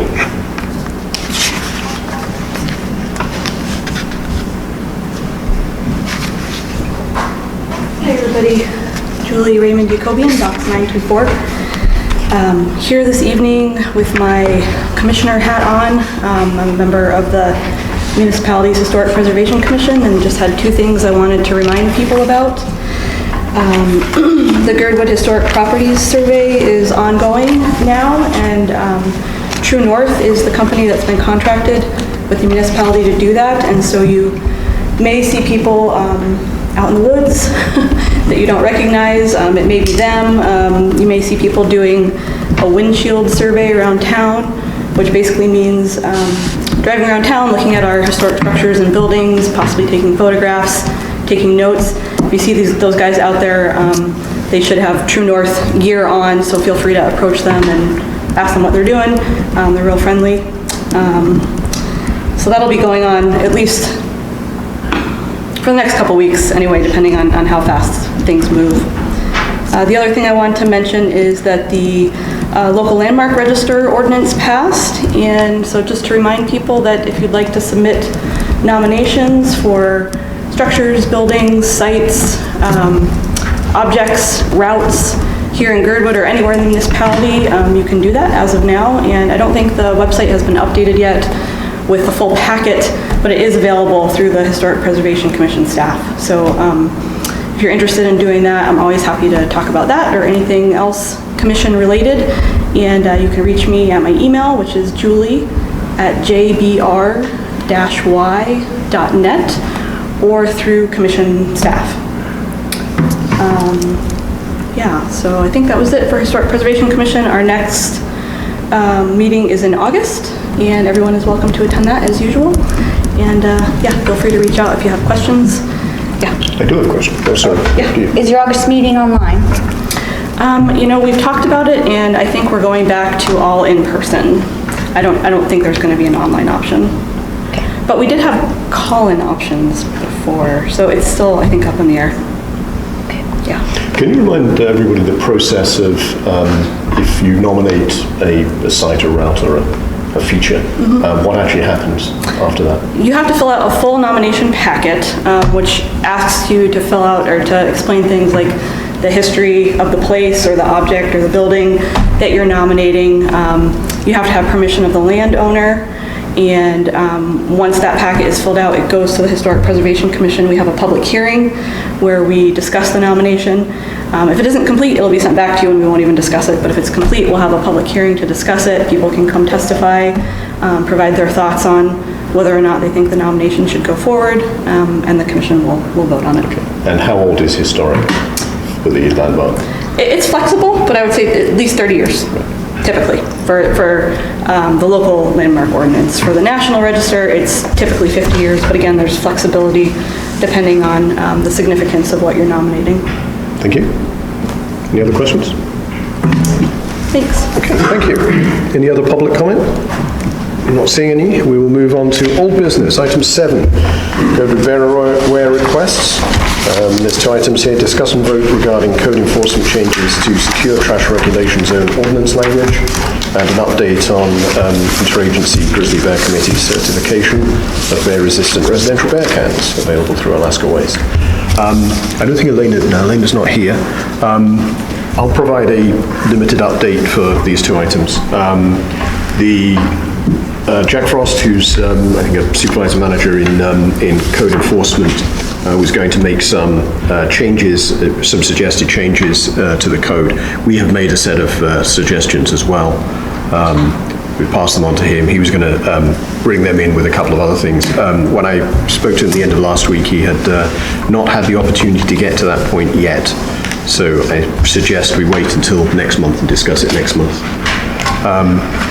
On the second item, the update on the IGBC certification. So in current code, any business which is operating curbside trash collection has to provide cans which are bear resistant and certified to that level. The rarer cans which Alaska Waste provided, we noticed a lot of problems with them last year. They basically didn't work. They didn't seem to meet the requirements. IGBC subsequently tested I think about a dozen or so of the cans. Rarick gave them another set of cans with some adjustments. They tested them all of them failed. That certification is now being removed. So the cans which Alaska Waste are providing as bear resistant are not bear resistant according to our code, and they're not certified bear resistant. So that, I don't think, was ever expected when the code was put together. I think the expectation was if it meets once, if it meets the requirements once, it will stay that way. But it appears that there were adjustments made to the mechanism after it was originally certified, and those adjustments pulled it out of certification, and it ceased to be bear resistant. I said it's not exactly clear what this means for Alaska Waste. I believe that code enforcement may have communicated with them, but I don't have any update. I don't know if anybody else does. No, if staff does, or you've heard anything, John? John? Yeah, I talked to Kurt at Alaska Waste a couple days ago on this, and he said that the smaller rarer cans are on the list. It's the big size that's not, and he doesn't understand why that is. He told me he would call and follow up, and so he did call him. He hasn't heard back yet. So he said he says he's got 5,000 out in the world, and very few have had trouble. I mean, here clearly it's been consistent, and I heard a couple places in Hillside where the bears have figured it out. So it seems to be rolling knowledge, but so he's aware of it. He's working on it, and his sense on the strict meaning of the law, when he put them in place and bought them, they were certified. Yeah. And he said, well, there's not really a clear system for uncertifying them, and he hopes that there isn't one, because what does he do with these bear cards? So, he's kind of in a tough place. Yeah. There's a huge amount of money invested in these. But I think, as you know, his attitude is he doesn't want to be successful. Right. I can actually answer the first question about the 65 gallon can. That was a completely different design, and it was an older design. Rarick had an older design of the smaller can. That was certified, and it's completely separate from the automatic cans, which did not meet certification. But yes, I mean, obviously the problem is not, Alaska Waste did not create this problem, the manufacturer created the problem. And that's a contractual issue between Alaska Waste and the manufacturer. We're just suffering the consequences. Okay, so my recommendation... So are we working towards a solution for people that got new trash cans last year that don't work? Is Alaska Waste have a temporary solution? I don't know. Older can? I don't know. I think the last communication I heard from Alaska Waste was they were not going to do anything proactively, and they were basically waiting until individual customers complained to them. But as I said, they are not providing. They're not providing what code actually requires them to provide. So I don't know what the municipal response to that is. We will hopefully find out in the next few weeks. I mean, it's not an ideal situation for anybody. And I do feel sympathy for Alaska Waste because they're in the middle, but they're also the only group that can do anything about it. Right, so I'll reach out to them again. The last 3 bills that I've sent in, I've sent a picture of my cans that was new last year that was tipped over on my driveway. Yeah. And after I left the house, and then there was people, guns and stuff. Right. So, yeah. It happens. Yeah. I mean, they don't meet the requirements of being bear resistant. I mean, they're better than a can with absolutely no protection at all. Just one with a lid that rests on the top, but but they are definitely not bear resistant at any level. So I think we'll keep this on the agenda for next month. Item number 8, unless there are any other questions, I don't see any. Item number 8, Girdwood Fire and Rescue updates and requests. Update on Engine 41. Vote to anticipate on the funding options. This month or next month? It will be next month. I have not heard any update on this at all. Okay. Number 9, discuss follow-up to GBOS resolution on domestic violence and support services in Girdwood. Brianna, you want to take this? For number 9, I do not have any update, but I did think that a few months ago when we were discussing ideas for this, well, I thought of 2 things just now, but one was to have a safe place designated for parking for possibly split households doing the child exchange, and a lit place would be the fire department station parking lot, and that could be designated with either a safe sign for a parking spot, or I'm not sure if anyone else has specific ideas there. And then recently the idea of just where to send our resolution, but our resolution is posted. Yeah, so I think the fire department, or the suggestion of a safe space is something that actually came, I think, from the chief herself as a suggestion. It's something which is done in other communities. So I think we will follow up with that and see what's needed. Okay, I can email Chief Weston about that. The other discussion we had before is to provide some publicity around services. We can discuss that now, or if valuable. Another idea came to mind just now about the alcohol tax, if we can follow through, if any of that money can come to services to our community. I believe that's been discussed in terms of the crisis intervention teams. I believe there has been discussions around that. I don't know, can you give us an update there? Claire? Yeah, we've been following that closely, and they're still standing up this crisis intervention team, but and mostly for mental health issues. Whittier Police deals with quite a few mental health issues here in town, and they're only trained to a certain level, but the municipality through the alcohol tax is standing up a response team, and right now I think it's only part-time, or at least half day, but it's going 24 hours, and it's an area-wide service, so we would like to engage to make sure that that response team can come down and help with the issues that we deal with here. So yes, we've been watching that and trying to make that work. How would that work from a practical point of view, given that we're not? Well, if we had a issue going on, and, Whittier Police recognized that it wasn't criminal, but more of a mental health issue, we could request for that team to come out and interact with this person. They come with trained psychologists, I believe, and EMS, and with definitely more skills than the standard police officer would have to help engage with that situation. So if we're able to stabilize the situation, sometimes they have to take the person in just because it may be violent at the time, but at least we would know who this person is and then be able to provide them better services. Okay. Thanks. So yeah, obviously as described, that's not quite the same as we're looking for in this area, although it may be related. Mm-hmm. So I think we still have a discussion about if there's something we need to do in terms of publicity and to publicize the options here in the community. I think that was one of the intentions of doing the resolution in the first place, that we'd have at least the option of providing resources. Right. But we don't have anything specific in mind except for potentially the safe space for custody handover. And we'll follow up that with the chief when she gets back. Okay, any other questions or issues on this? Comments? We'll move on to item 10, discuss update to GBOS rules and procedures and GBSA infrastructure to allow online hybrid and public meetings. I'll start. I know Kyle has been looking into this, and we obviously have a kind of small example of that today with Guy's participation remotely. So I'd be interested at some point in Guy's opinion of how it's working from his perspective. But first of all, let's start with an update from you, Kyle.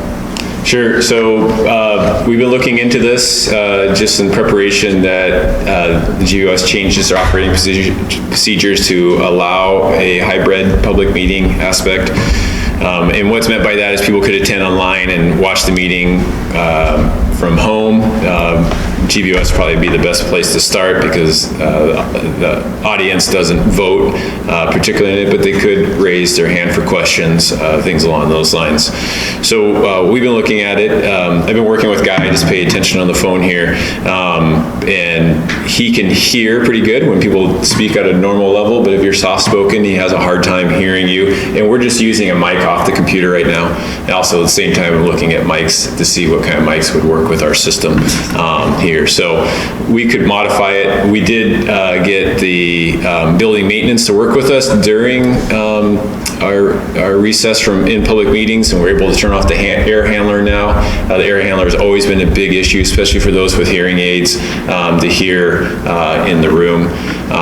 And we're trying to work with the PA system. So right now we're broadcasting over the radio, over KUL, but we were trying to tie in these speakers. But the problem is with the way our mics are set up and the way the speakers are and the way it's tied to the radio, we get really bad feedback. So we can't use these speakers at this time, but we're trying to improve upon that. So there's lots of technology factors that we're trying to make work if we go to a hybrid method.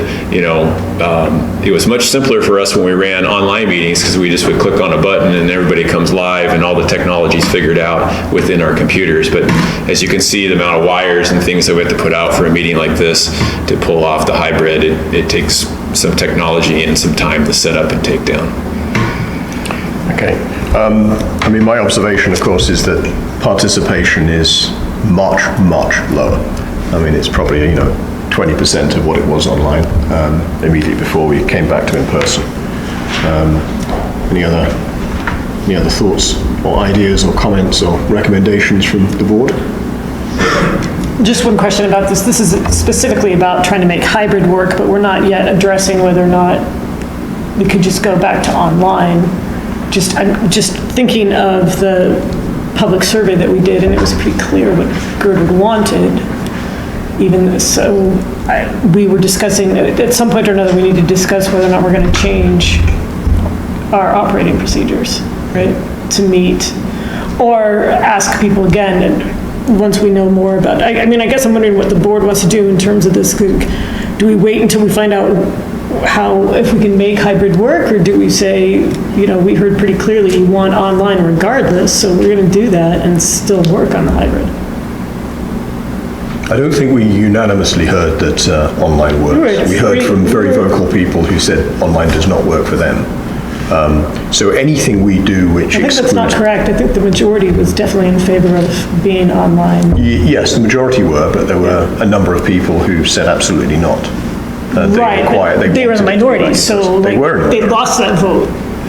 I don't know that it's quite a vote like that. I mean, if we said all left-handed people couldn't come to meetings and couldn't participate in the local process, it would only affect a minority. But while I have my own opinion on left-handed people, that wouldn't obviously be acceptable, because we would be putting a barrier to entry. So I think if there are people who at least claim to be unable to participate in online meetings, we should do what we can to provide an option for in-person. I think yes, but in the meantime, we still have the question of whether or not we go online, because there are also people with access issues to being in person, so. Definitely time, issues. Right. Well, time and childcare and, blah, blah, blah. Yeah. So I guess I'm wondering if, when, and how we're going to address that. It's a good question. I think if we move to only in person, I mean, I have not personally heard anyone complain that we're only in person, but what we've seen is probably 80% of the participants not be here. Right. Maybe it's just because it's been great weather, and it's summer, but I suspect this would continue. Right. And from a participatory point of view, I think we want to provide the meeting in a form where most people can participate. At the same time, I think that we've historically done it, always had the meetings in person with very limited, with no real public participation outside of the physical space. People can listen, but they can't actually participate actively. So it's not a new thing. It's just we've seen a arguably better world. So, I mean, to me, it seems like the obvious path to go, if we can get it to work, is hybrid rather than going to online only, because we've heard from a minority still, but from people who object to that model. I feel like you are weighting a minority over another potential minority that we don't know, that one minority is bigger than the other. So I feel like you're weighting people who say that they have issues with online access over people who might have issues with in-person. I agree, but we're kind of in it's like the trolley problem. We're in a situation where we have a default system that we're maintaining, the in-person.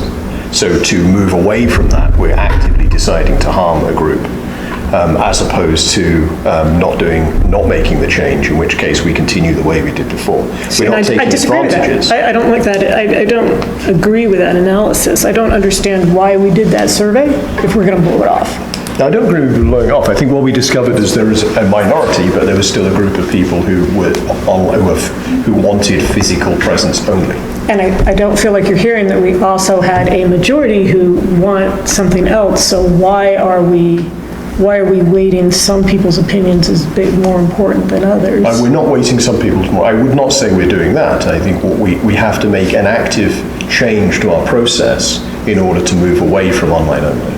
So in doing that active change, we are making the decision to harm the minority of people who say they only want physical meetings, as opposed to maintaining where we are now, where we're not making an active decision to harm the population. So you're arguing that passive harm is better than active harm? That's generally the situation.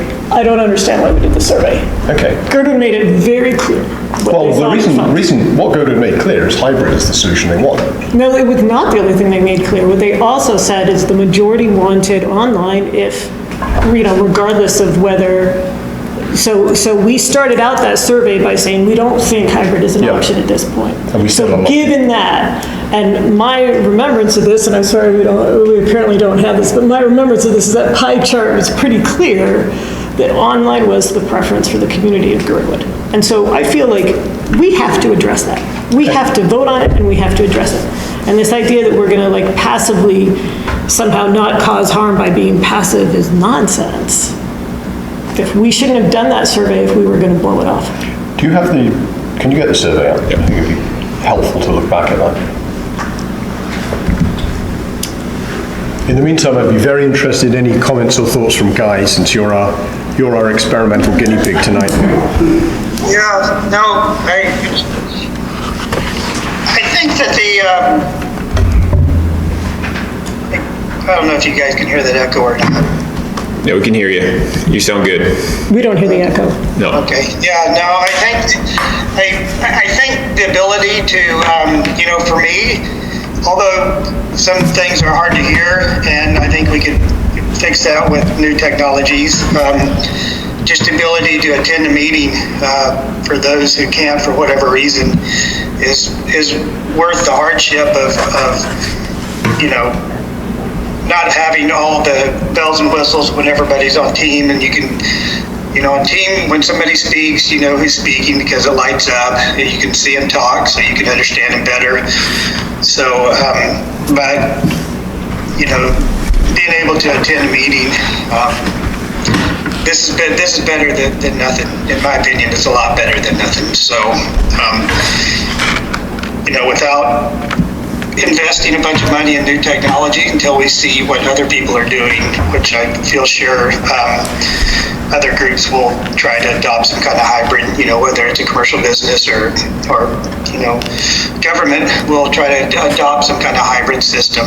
We could dovetail off that, and this seems to work pretty well for me, other than just the people aren't talking straight into their computers, so you can't hear as well, and you don't know who's talking. But it seems like this is an advantage, being able to chime in online and attend meetings, and I think our attendance would go up if we or continue to stay up if we did that.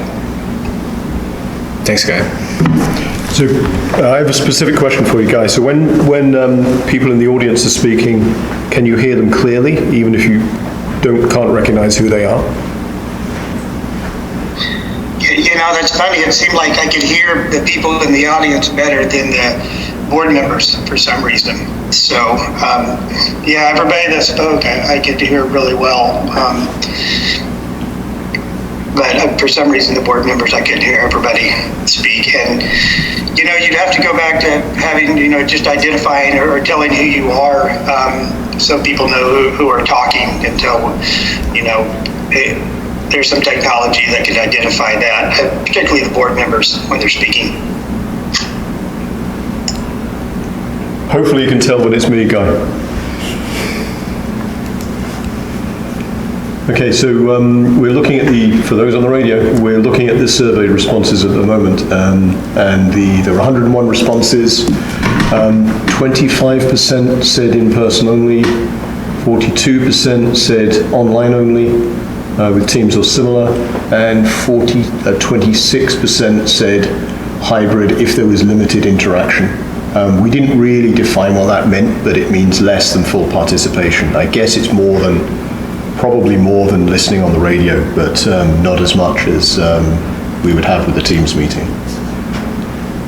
So it's roughly 25% in person only, 25% hybrid with limited interaction, 42% online only. So none of those are so small, I think we could ignore them. And then the balance were a mixture of different options, different choices. So one thing I noticed about this, the information there, is that this is about preference, not about what you can and can't do. So we might have been kind of throwing those terms around loosely, because this doesn't say that 24% or that 25% can't do online or can't do in person. It says this is their preference. And the same with the 42%. So we don't know that we're disenfranchising any of those. Correct. And in fact, I don't know that we asked that exact question. We didn't. So based on what we do know, I see a clear preference for being online. I agree with you. I mean, if we pull together, those that are happy with a limited participation online and full participation online, we have, what's that, 26, 68%. 68%.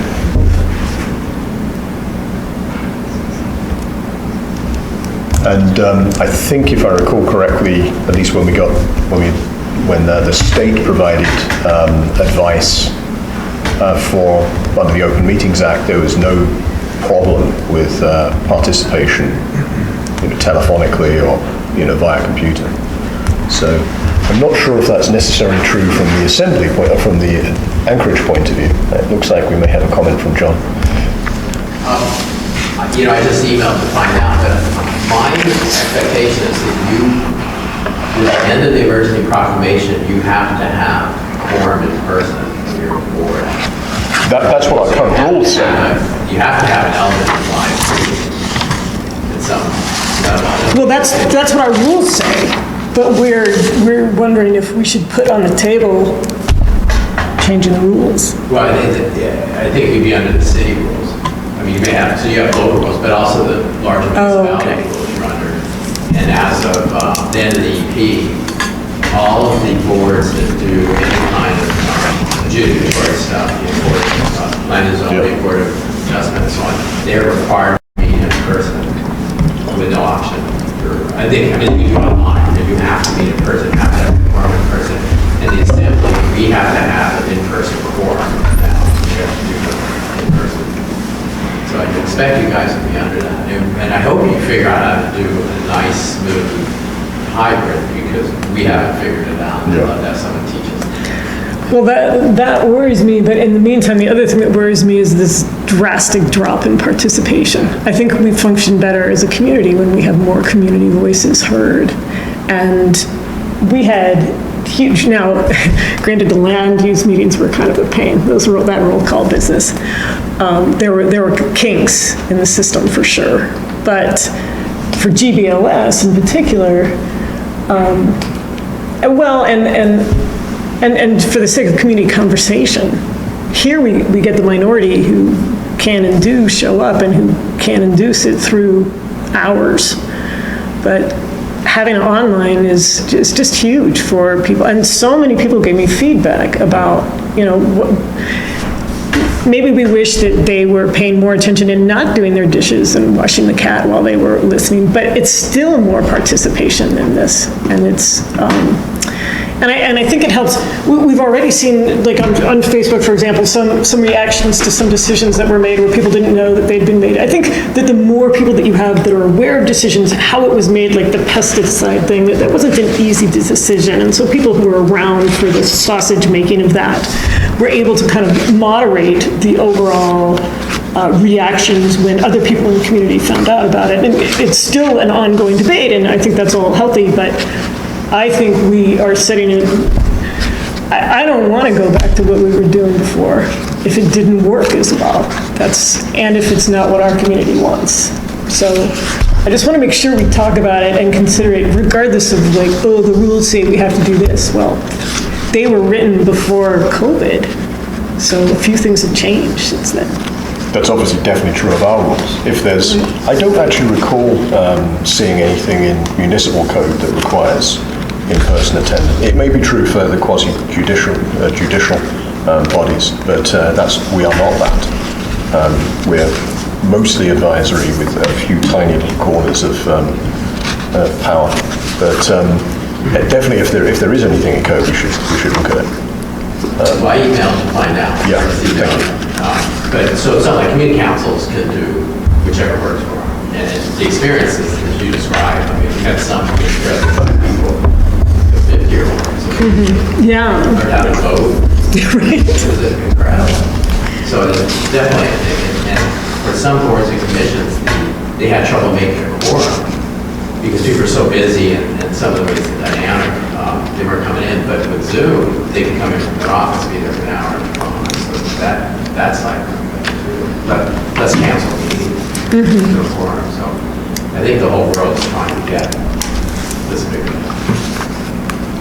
I was at the Federation of Community Council. Sorry, Guy, please go ahead. Go ahead, Guy. Yeah, just a question.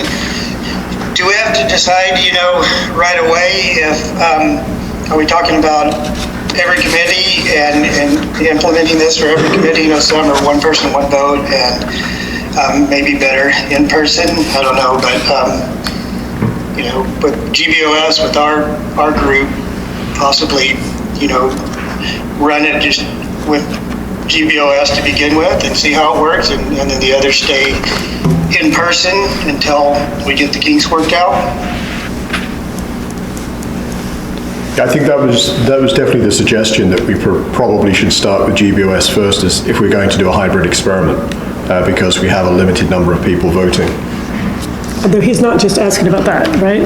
Do I understand that correctly, Guy? I mean, you're also asking if we ought to just go online only if we can't make hybrid work right now. As it relates to the other committees. As it relates to the other committees, we can do just GBOS. Yeah, the GBOS it's not forcing it upon the other committees. The other committees can make their decisions as if they want to go for a hybrid or a full online. But it sounds like, I think the discussion would be just at GBOS at this point in time. And maybe a recommendation, once things are ironed out, sent down to the committees for them to figure out if they want to do it. I think that's a question as to whether we want each individual committee to make its own decision.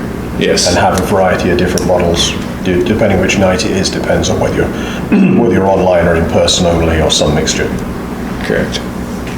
So, okay, so I mean, one option is that we could let each subcommittee decide whether to go back to online only. And in the meantime, we try and either work out a hybrid solution or go to online only.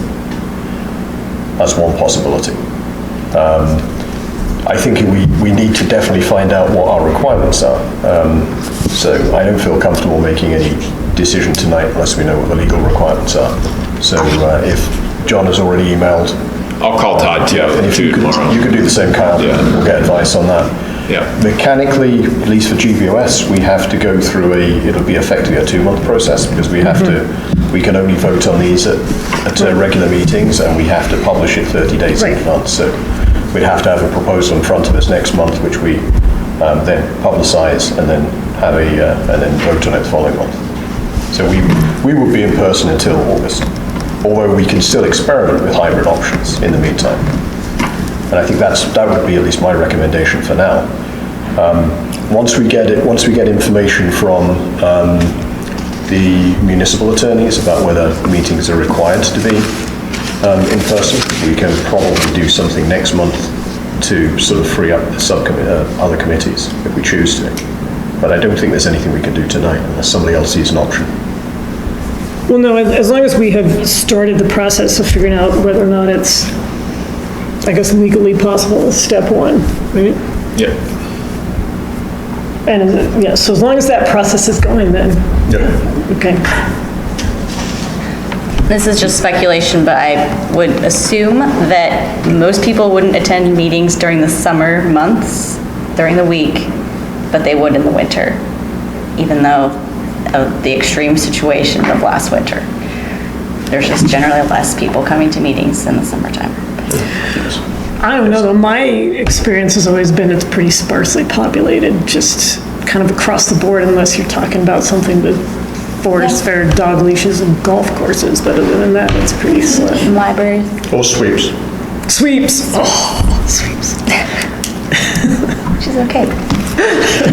But having said that, we had many meetings over the last 15 months that weren't on particularly hot-button topics, and we still had 30, 40 people attending. When we were online only, exactly. Right. So I think we actually have a counter-example of when of just the general participation increased significantly. Yes. And I think the engagement as well. And I really like your example of the herbicide topic, which comes up every single year. Yes. And there's always a reaction to it, and I agree with your observation. There were more people responded to that Facebook thread with a kind of from an informed position since they had been, I assume, since they had been at meetings than we typically see. So that was a very interesting experiment. Sorry, Margaret, you had your hand up. Well, this is on a tangential item that is not as much thought.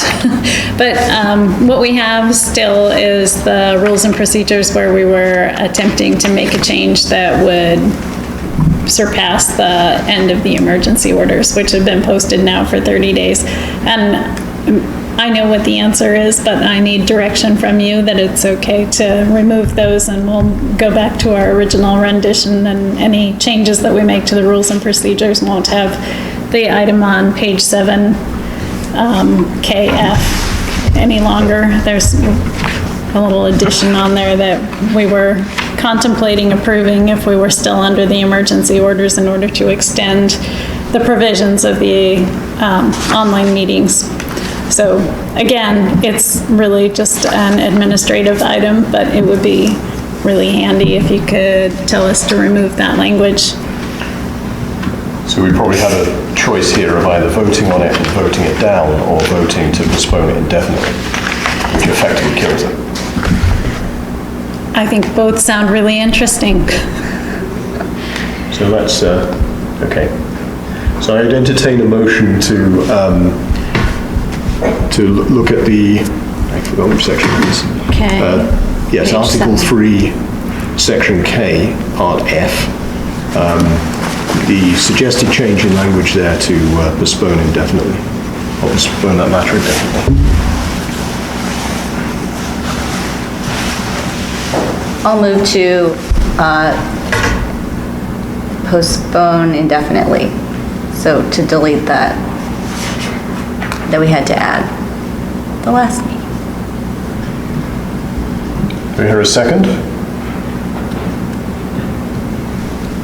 I'm a little confused. So we're saying that we're going to just strike the red part out.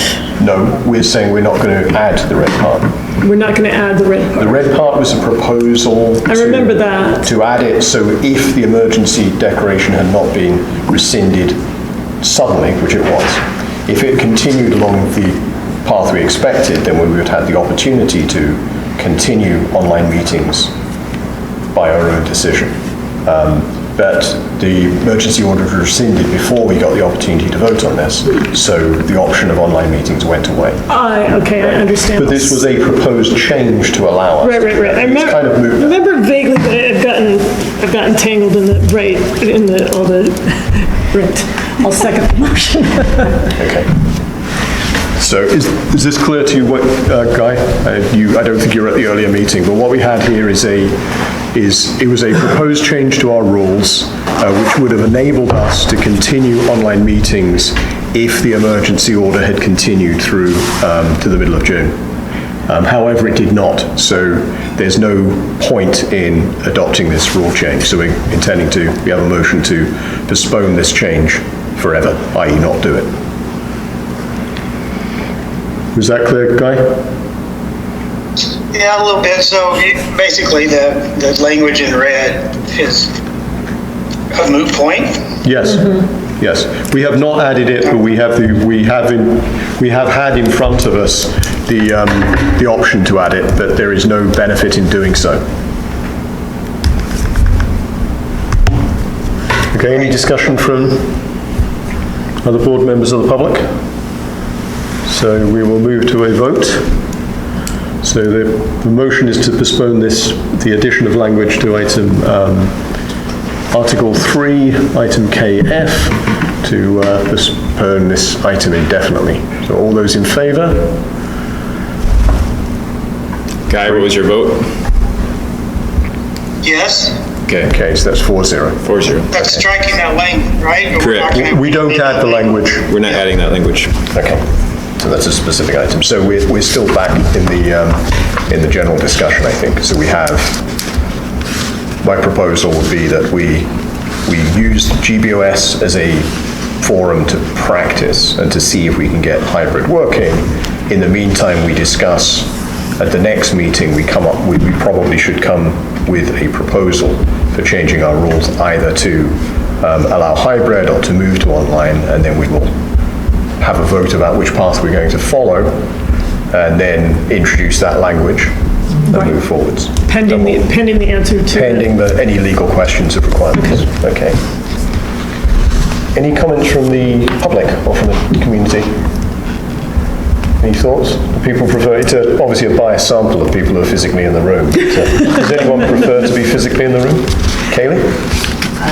Well, as long as we're restricted to public comments, I do prefer online meetings. I understand why that doesn't work for a lot of people. But I think for a lot of people it does work. So I think it is still an interesting question to explore. The other point I was going to make is I think that the poll is an interesting one. I think for two reasons. One, it went out before we knew the EO was going, so the timing of it. We sent it out and we thought it was going to be more relevant again than it actually is. And then the other issue, and I think this was raised at the time, is that it wasn't terribly specific about exactly what part of, you're polling people to ask them.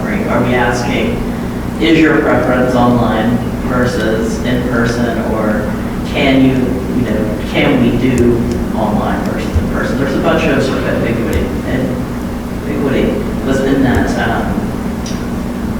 polling, and it's been discussed. So I think that community felt that as well. So I'm just wondering if, as this question is swirling still, if this is a matter of what works for the community, are we going to do another poll, or is this going to be input at a meeting, or That's a good question. Again, we have there's an inherent bias. If we ask the question in this room, we're only going to get the answer from people who can turn up to in-person meetings. If you ask the question online, we may not get the input from anybody who cannot access a computer. So we have inherent bias whichever way we ask the question. I think I agree with you about the earlier survey was somewhat vague because we didn't know what the options are. I think if we go through this process, we should have some very concrete options. And then we can actually ask, if we, for example, if we have meetings going forward where the public is only allowed to, has to sort of follow a much more formal process for providing comment and input, like assembly meetings, would that be better than a more free-flowing option, but one you have to turn up in person versus some option C? So I think we should probably do another community survey, but be very specific about what options we're providing. Yeah, the president, sorry. Just to follow through with parts of those comments, if we're looking at only 2 questions as a yes or no firm kind of answer, those are purely numbers. Where there were comments, when the comments at the bottom, people actually took time to write their comments, and a lot of them said they felt more involved in their community and where they live and informed and having more knowledge about what was going on because they could do it in their kitchen and listen while they also didn't listen.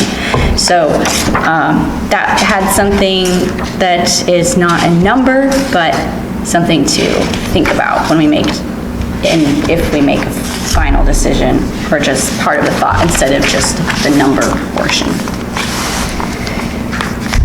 So a lot of people didn't even fill out the survey. Qualitative and quantitative. Right. Okay, any other comment, Jen? So I would like to say, I agree with Haley, but as soon as we put that survey out, I was already planning the next one. But we had to start somewhere. I think the other thing is that survey was also really caught up in kind of health and safety stuff, and we all know that we're going to be in a different place with that, with even by September. So that survey was a little knotted up and kind of implying that your reasons for not wanting to be in person would be specifically health-related, which I think is not actually what the discussion is about for a lot of people. So once we're a little more clear of that, and also once we're clear on our options, but speaking of being clear, I want to make sure that we're asking not only whether or not we can legally do it, but also if we can't legally do it, if we can do anything about that.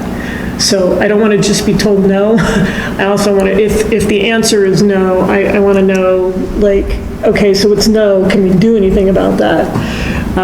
Or what's our next step? Because I don't want to give up on this. I feel like, we can be more flexible and cutting edge than the assembly.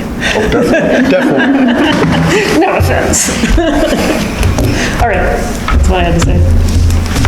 Yeah, I can't remember if I mentioned this, but I think the Federation of Community Councils, last meeting I was at, they were nearly all looking forward to moving back to in-person meetings. I don't know there were any that were talking about going or staying online only.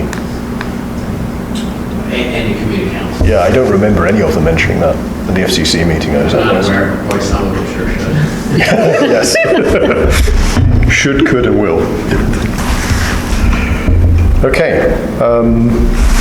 So I think we have some clarity around this. So we will definitely be discussing it next month. And it looks like the options are, in the short term, we will be working or doing what we can to see if we can find a solution to hybrid.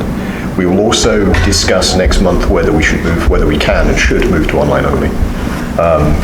For either other committees or potentially for GBOS itself, and we'll go through a process of actually, introducing potential language in our rules and procedures to do so. Okay, so just one clarification on that. So right now we're saying, for example, that housing working group needs to meet in person. It can't decide. That's how we currently have. That's how we currently have it. That's how it's currently set up. I think we need to have a discussion. We need to find out what the options are, what choices we have now. Is there a path to let our committees and subcommittees meet purely online? I don't think that's clear. So it's actually a third question that we have for legal is, it is possible, is it not, that we might be held to certain standards, but the housing committee or trails would not. Exactly. Right. Yeah. So that's actually a third part of the question, right? Yeah. Sorry, I took that from. Okay. I thought that was the question about which constituency, which constituent parts have options. No, I just if we can get some legal advice, I want to get as much as possible at one go. I know how this goes. Yep. Okay. Since we're paying them by the hour. That's right. Okay, any other comments or thoughts? Okay, we will move on. Item number 11, agenda item LUC 1905-05, Title 21, Chapter 9, Review Committee Request for GBOS Resolution of Support for Draft Ordinance Changing Commercial Parking Requirements in Title 21, Chapter 9.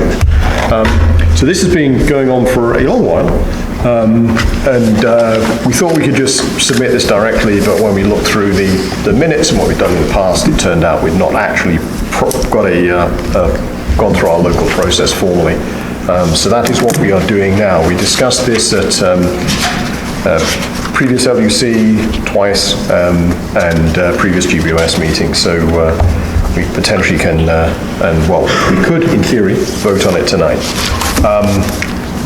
So I think everybody has seen this, but we can go through it briefly now. Do you have the actual document, the code itself, rather than the resolution? Yeah, right here. Actually, let's start with the summary. Excellent. Actually, do you want to formally take over chair and I'll talk to this? Okay. Rather than me combining the two roles. Okay, Brianna is now taking over chair. Shall I read through the table, Mike? I can do that. Okay, Mike will read through the table. Then if you're chair, you can shut me up. Okay. Yeah, so again, I think everybody who's interested has probably seen this, and we've done this to death to some extent, but the basic approach is that there hasn't been much commercial development in Girdwood since Chapter 9 was adopted.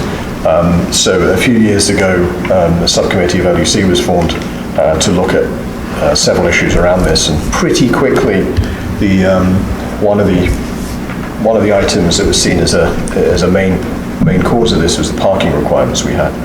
So Girdwood has pretty much the same parking requirements as the rest of Anchorage. So if you're building a strip mall in Midtown, you have it, or you have a single building here, single commercial building here in Girdwood, you have the same sort of parking count requirements. Although one can argue, and we have now evidence, that the actual needs and the requirements for parking here in Girdwood is lower typically than other more typical suburban communities, which is where the data came from for the requirements, which is in code, or which are in code. So we did a bunch of analysis and some surveys, and we came up with, I say we did because I was one of the several people who worked on this, and we came up with basically broadly three types of use in Girdwood. There are tourist/visitor uses where a majority of people are coming into the community, hotel, gas stations, things of that kind. There are things which are purely locally used, and there's things which are in between. Based on a degree of analysis, we didn't see any justification for reducing the parking counts on purely tourist use. We did see evidence to reduce the counts quite significantly on things that are purely local use. And then mixed, we chose a point in between. And we had an analysis, actually a parking survey, done for a restaurant. And what we saw there is approximately 30% less use than the current parking counts in code would require. So we chose that 30% scaling factor, so scale down to 30% for restaurants, and that gave us a slightly larger scaling for purely local use of 50% and no change for tourists.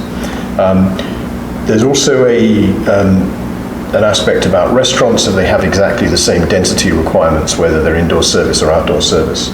But in practice, especially in Girdwood, outdoor service is much less dense than indoor service, so we also applied a scaling factor for outdoors versus indoor service.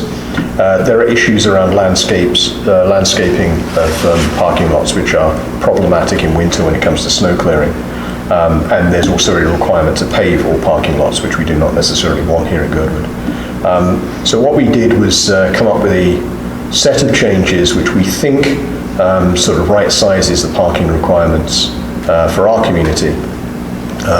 And that's basically the code and the changes to the document, which are in the rest of this document here in the rest of the packet. In the meantime, there has been some change, or a proposed change in the rest of Anchorage. I can't remember exactly how it's described, but basically there's a proposal for neighborhood parking standards, which would also be lower than a Anchorage Bowl-wide parking. And that would be applied to certain neighborhoods that have a density of commercial use. Bernardo's one, I think Fairview may have been another. That, however, the last time I saw that proposal, it had no real numbers attached. So while we thought briefly that might be an alternative path to get to the same solution of just to adopt the change which was happening municipal-wide, it looks like they may come up with a different operating point to the one we came up with. So I can go through all the details if anybody wants, and the document is actually in the packet. There's a slightly updated version in the online packet, which is slightly more up to date than the version we have in paper in front of us. There were a couple of changes in the version that's printed out, which actually is slightly out of date. We made some tweaks at a January meeting of Title 21, Chapter 9, which were not included in this paper printout, but are in the online version. So we can discuss any details if there are any questions. Otherwise, it's something we've discussed multiple times, and I don't feel the need to go through every gory detail. Unless somebody wants me to. We know them all. Thank you, Mike. Are there any questions from the board? Guy, do you have any questions? You can't hear me. Any questions? Not at this time. Okay. Any questions from anyone else in the room? Well, I would entertain a motion to pass the resolution that we have. I will move that we pass the resolution. Okay. I second the move. Well, let's read the resolution to the record then. I will do that. Okay. Resolution 2021-13 of the Girdwood Board of Supervisors, resolution of support for changes to commercial parking requirements in Title 21, Chapter 9. Whereas Girdwood is a pedestrian-friendly community with trail access and free public transportation that links public resources, the town centre and neighbourhoods, and whereas Girdwood has emphasised the desire to remain a community that encourages public transportation or pedestrian access to resources within the valley through existing land use plans in those that are being drafted currently, and whereas Title 21 Chapter 9 currently defers to the provision of AMC Chapter 7 for commercial parking standards, despite the different geography, land use regulations and transportation use patterns in Girdwood. And whereas Girdwood Title 21 Chapter 9 Review Committee determined commercial parking revision to be their top priority, as changes to parking will allow for better development of new commercial enterprises and will allow for current existing development to continue unimpeded by unnecessary parking requirements that they are unable to meet. And whereas the Title 21, Chapter 9 Review Committee studied existing parking and uses and has recommended a scaling back of parking requirements based on the softening of requirements for paving of all commercial lots, clarification of no parking in the first 10 feet of setbacks, and removal of medians in parking lots as medians and landscaping restrict snow clearing operations. And whereas the Girdwood Land Use Committee recommended this resolution as support for changes to commercial parking requirements in Title 1, Chapter 9 by a vote of 5 in favour, 0 opposed at the regular Girdwood Land Use Committee meeting on June 14th, 2021.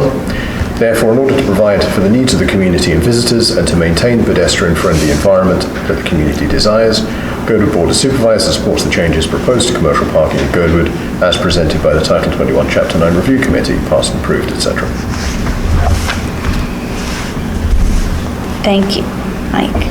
Okay, we don't need to do a discussion, so we can take a vote. All those in favor? Yes. Passes 4-0. Passes 4-0. Okay, number 12 for agenda item. Mike, would you like the chair back?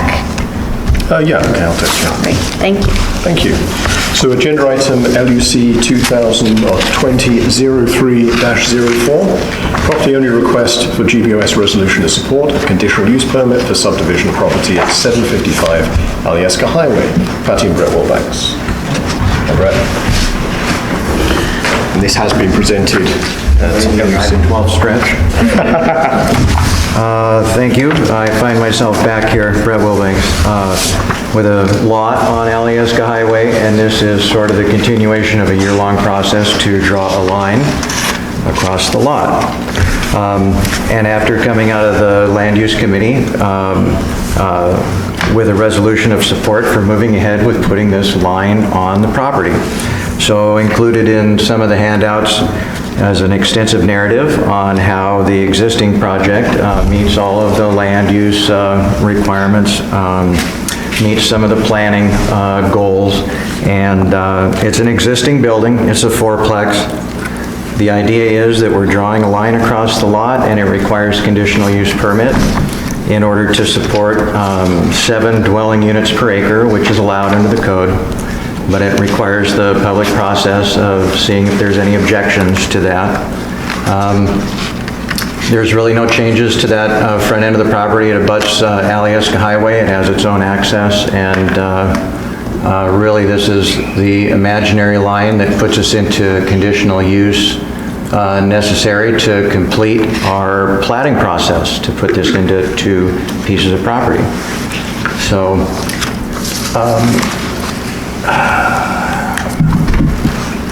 I would like to just open it up if there are any questions. It's fairly straightforward, but it's a very lengthy process, and this is sort of the culmination of our year-long effort to make this happen. So I have a question for you, Brett. Sure. This is the same one I asked at land use, but so my understanding is this is almost kind of just an administrative thing. If you're not making any changes in the area on Alyeska Highway, you're not putting any other structures up there, you're not making any change. All you're doing is making the building is effectively on a smaller lot, so therefore the density changes by math, not because there's any physical change on the ground. Yes, absolutely. Yeah, no changes to the physical building, right. No changes to the site. Yeah, and it's basically makes the about 0.6 of an acre with the existing fourplex, puts us into a density of dwelling unit that's allowed under the code with a conditional use permit. And yes. Any other questions from the board, including Guy? Yeah, just, I might have missed it, or didn't hear it. What are the plans once that line is drawn for the property? Not that there will be no changes to the existing building, but what are the plans for the property behind it? Yeah, well, that would leave that as a separate lot, and sort of my long-term thoughts on that was to put a single-family home, but the conditional use permit is for the existing structure abutted on Alyeska Highway. So there's no, we're not seeking any use permit for the rest of that, what would be the lot number 2 of the subdivision? Did you get that, Guy? Yeah, I did, thank you. So that, because that's just under an acre, you could, in theory, build a multifamily thing up to 3 units there, I think. I suppose you could. Without going through any public process. Okay. Or a single family home or duplex or whatever. Any other questions from the community? Excellent. Well, thank you very much. So I guess in the end, we're looking for a resolution of support as outlined in the packet. Thank you very much. Does anyone want to read this resolution of support into the record? I will, if you want to take a break. Please. Okay, Resolution 2021-14 of the Girdwood Board of Supervisors, resolution of support for conditional use permit for subdivision of lots at 755 Alyeska Highway, Larson Lots 1 and 2. Whereas the owner of 755 Alyeska Highway is pursuing subdivision of the existing parcel into 2 lots, which will create Lot 1 at 0.57 acre with existing 4-plex and Lot 2 at 0.93 acre. And whereas since it is already fully developed, there are no plans to change the current building or add units to Lot 1. And whereas by subdividing the parcel, the effective unit density on Lot 1 is increased, although there are no changes to the existing site. And whereas the proposed use is consistent with the Girdwood Area Plan of 1995, which allows up to 8 units per acre with a conditional use permit. And whereas the Girdwood Land Use Committee recommended this resolution of support for conditional use permit for subdivision of lots at 755 Alyeska Highway by a vote of 5 in favor, 0 opposed at the regular Girdwood Land Use Committee meeting on June 14th, 2021. Therefore, Girdwood Board of Supervisors supports the conditional use permit for subdivision of Larson Lot 1 at 755 Alyeska Highway, passed and approved by a vote of XX this 21st day of June 2021. Okay, so reading the resolution acts as the motion. So do we have a second? I'll second. Thank you, Jennifer. So we have a motion and second. Any further discussion, either by board members or the public? Not seeing any, let's move to a vote. So all those in favour of the resolution? That's 3. Guy, go ahead. Yes. He says Okay, yes. 4-0. Thank you. Thank you. Thank you very much. Okay. 20 minutes past. We move on to item number 13. Agenda item LUC 2104-04. Update regarding LUC response to Housing Working Group request for a GBOS resolution of support for amendment of AMC Anchorage Municipal Code Title 21, Chapter 09050C2 regarding accessory dwelling units. So again, actually I should hand it over to the chair because I'll be talking to this one. Okay. Agenda item 13. So Mike, do you have the update ready regarding land use housing working group? Yeah, so this is something again we've been working on for about 18 months, maybe over 18 months, probably yes, probably close to 2 years, in the housing working group. So there is one of the ways many communities address an aspect of housing is to both increase the number of available units in existing homes and also potentially add new housing to a community by building in new areas. And a method which is pretty popular and has worked in many communities, both urban and rural and resort, is ADUs, accessory dwelling units. We actually have quite a lot in the valley already, although most of them are not formally recognized as ADUs. We had a relatively restrictive set of ADU rules. So again, there are plenty of places in the community that have accessory dwelling units already. They're single-family homes with effectively mother-in-law apartments, but they're not conforming to the current code requirements. Anchorage updated their code in 2018 to make it more permissive and to encourage the addition of units. And we still have a much older code. So this is a relatively easy process. It's well understood. We already have examples of most of these code changes in Anchorage, and very similar code changes in many other communities. One thing we also did was worked with the Sightline Institute, which is a research body. They did an analysis of ADU regulations across the Pacific Northwest and Anchorage, and came up with a set of observations and analyses of what worked and what didn't work, and what they would recommend Anchorage, any changes Anchorage made. So we got them to review our proposal for Girdwood, and they made a couple of suggestions, some of which we took on and some of which we didn't, because they didn't work for us. One example of something that did not work for us is, in general, the parking requirements for ADUs, additional parking requirements, tend to be seen as overly restrictive. In Girdwood, that seems very appropriate because we do not have we're not really structured for on-street parking, so we sort of require on-site parking for any additional housing. And that's kind of where it stands. LUC, I wasn't able to attend the LUC meeting last week because I was sick, but I did call in, and I couldn't understand everything. I couldn't actually hear everything that was said. It seemed like there were a wide variety of objections, many of which were contradictory. So I think the outcome of that was a motion to send it back to Housing Working Group, but with no recommendations at all for what would change. So as far as I'm concerned, that seems like just a vote of no. So I think that's where we probably stand now, but I'll get Kyle and Margaret to clarify where we actually stand at the moment. I think my interpretation is land use effectively voted against. So now we have it in front of GBOS and we can make a decision independently, and if they do not agree, then we have a procedure for going through that and resolving this disagreement. There's a whole, again, we've discussed this multiple times. I could go through it all. I don't really think that's a particularly valuable use of our time at the moment, but the summary of changes and not changes is up there on the screen. I will call out a couple of quick things.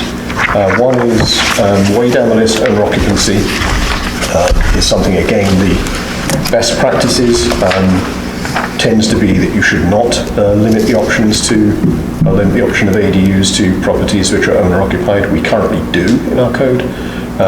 Our recommendation was not to make that change, not to actually open it up to people who are not, to properties where there was not a resident and not a permanent resident. The reason being that it would probably encourage additional short-term rental use of the properties, and we're looking to increase the either the direct or indirect use of long-term rental. So that's one thing which does not actually change, but we made a deliberate decision not to change it. The other thing is, as I said, we already have lots of ADUs in the community, but many of them are not conforming, so they're not registered as ADUs. Potentially that causes a problem when when people sell their houses. So it may be that there isn't an option to get financing for a house, which means we're potentially increasing the number of people who move into the community with who are able to purchase with cash only, which probably in many cases means non-residents again. So potentially that actually reduces the amount of residential use in the community and makes us adds more and more vacant homes. So that's where we currently stand. Again, I'm happy to take questions on this. Thank you, Mike. Are there any questions from the board before we ask for staff clarification? This was an item that's been updated and pretty well vetted by another agency.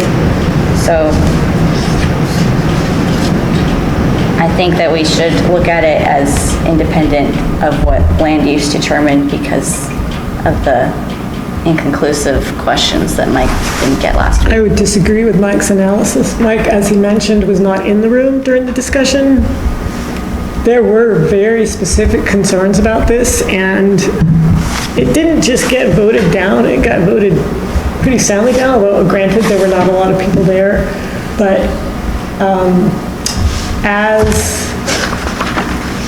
a landlord and also in both Girdwood and Anchorage, one of the things that really has concerned me, and I have combed through the meetings for Housing Working Group and the minutes, and been to some of them sporadically, but reviewed all of them, is that I do not think that there was really, I don't see actually very little awareness of the different economics between Girdwood and Anchorage. And I know that there's been just a ton of work, I can see it, I'm going through it, about the differences between, or about what's worked in other communities. But Girdwood is so specific, and I have been immersed for 20 years in the numbers. And I have done a remodel project almost every year of my marriage, so 20 years, actually I have numerous kitchens, numerous bathrooms. The numbers do not work that this change will help long-term renters. They just don't. I understand why it might have worked in Park City. I understand why it might have worked in Anchorage, because my numbers are different from Anchorage. And so when I'm considering a remodel project in Anchorage, the big difference is the Girdwood rental market goes to a certain point and then it drops off a cliff. We have almost nobody that's in the kind of professional class / upper middle class / whatever you want to call it. There's nobody there. If they are renting at all, they want only December through March for the ski season. But we do not have a year-round higher end rental market at all. So when I have brought my concerns to you before, Mike, and when I brought my concerns to the Housing Working Committee, I heard, oh, well, we'll pull people out up to these higher value places, and that'll help our long-term renters that are in the need more affordability. No, it won't, because they're not there. They're just not there. Part of it is because people who are in that a lot of those jobs are in Anchorage. So why would they spend top dollar for something cruddy down here if their job is in Anchorage and they can get something much nicer? So people who are in that income bracket tend to not want the cruddy stuff that we've got. But anyway, that is why I made the motion to send it back. I think this creates,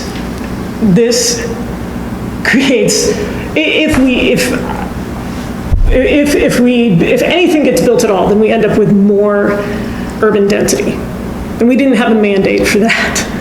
If anything gets built at all, we end up with fewer trees and more snow clearing issues. If we do, and we didn't have a mandate for that. We had a mandate for, and the call has been for more long-term housing. And so I understand that Housing Working Group has slaved away at this and trying to make that happen. But this doesn't do it. It does the opposite. What we haven't asked, and again, to the point of surveys, we haven't asked people what they're willing to sacrifice. We haven't asked people, are you ready to have more wall of houses? But I challenge anybody to walk around the upper valley and what's happening right now and say that we need more lot maximization than what's happening. There are already people, and one of my properties is one of them, where we're looking at a wall of house next door. The entire lot is house. So this, I think what was said by half the room at the meeting that you were having trouble hearing is that we're worried we're losing something fundamental to Girdwood community, what it stands for, what it looks like, what our values are, for the sake of this make-believe idea. It's enchanting, the idea that we could have more ADUs. But I view this as about as realistic as unicorn ranching. It just doesn't work with the cost of building in Girdwood, which is higher than it is in Anchorage. It doesn't work with our cost of rot maintenance, which is higher in Girdwood than it is. It doesn't work with what our renters can pay, which is a lot less than what our Anchorage renters can pay. And I don't see that analysis. So am I missing it, or was it not done? I'm very confused by your comment that this we're completely different from every other community in the I didn't say completely different, but my rental markets, my two rental markets If you are could let me different. finish, please. So you did mention, for example, Park City, where costs are significantly higher than here. Housing costs are much higher, construction costs are, I don't know, actually I don't have the numbers for construction costs, although I did hear some numbers recently which sounded like they were very similar, because they have a similar problem with more local staffing, no local labouring. So I haven't seen any analysis, I haven't seen your analysis to that level of detail. I think I did see something where you were basically asking the question of, does this make an efficient business? But that's only a very small part of the issue. One of the issues here is, what do we do with all the housing that currently has ADUs but not legal ADUs?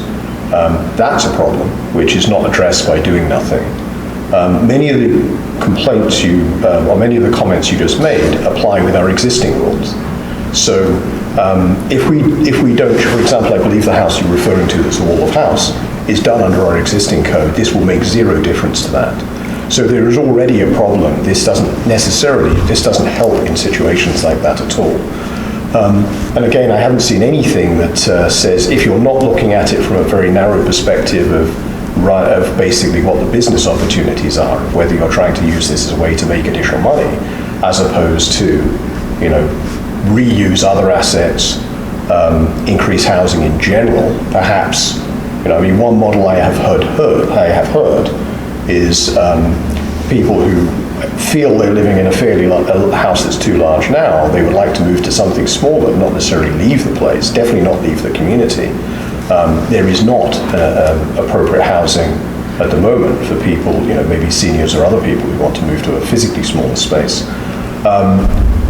There is an option to actually build something on the same lot and then effectively make the primary residence either available to other family or, potentially again long-term rental for other community members. I do know of multiple cases where there've been people who wanted to move into the community, there have been jobs available, and the lack of any rental housing or purchase housing, but at least in the short term, the lack of any rental housing has meant people have not taken jobs in the community. So I think it may be true that there isn't currently a market that's satisfied by the situation we currently have, but that's because there isn't a market that's being satisfied. The market is not the demand isn't there, but the supply isn't there. So I think again, I've seen no analysis or no description that distinguishes between supply issue and demand issue. This probably would address, to some extent, the supply side. I've heard many comments saying, every house in Girdwood there'd be twice as many houses. That's completely not true. Already, just about every place in Girdwood every single family in Girdwood could have an ADU. I said many of them do, although not legally. The only significant change this makes is increasing the maximum size of a house if all other conditions for construction are met, and to reduce a completely arbitrary restriction on when an ADU can be detached versus attached. We again we don't have limitations on lot clearing today. This doesn't make that situation any worse. It doesn't improve it either. That's a completely different problem. And what we do have is an issue with, we have an issue with vacant homes. We have an issue with,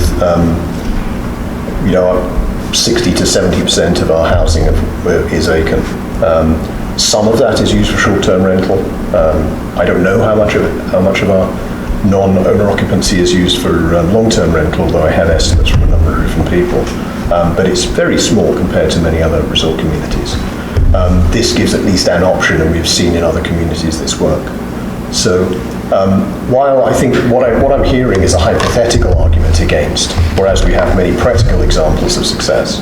I'm sorry, Mike. Really?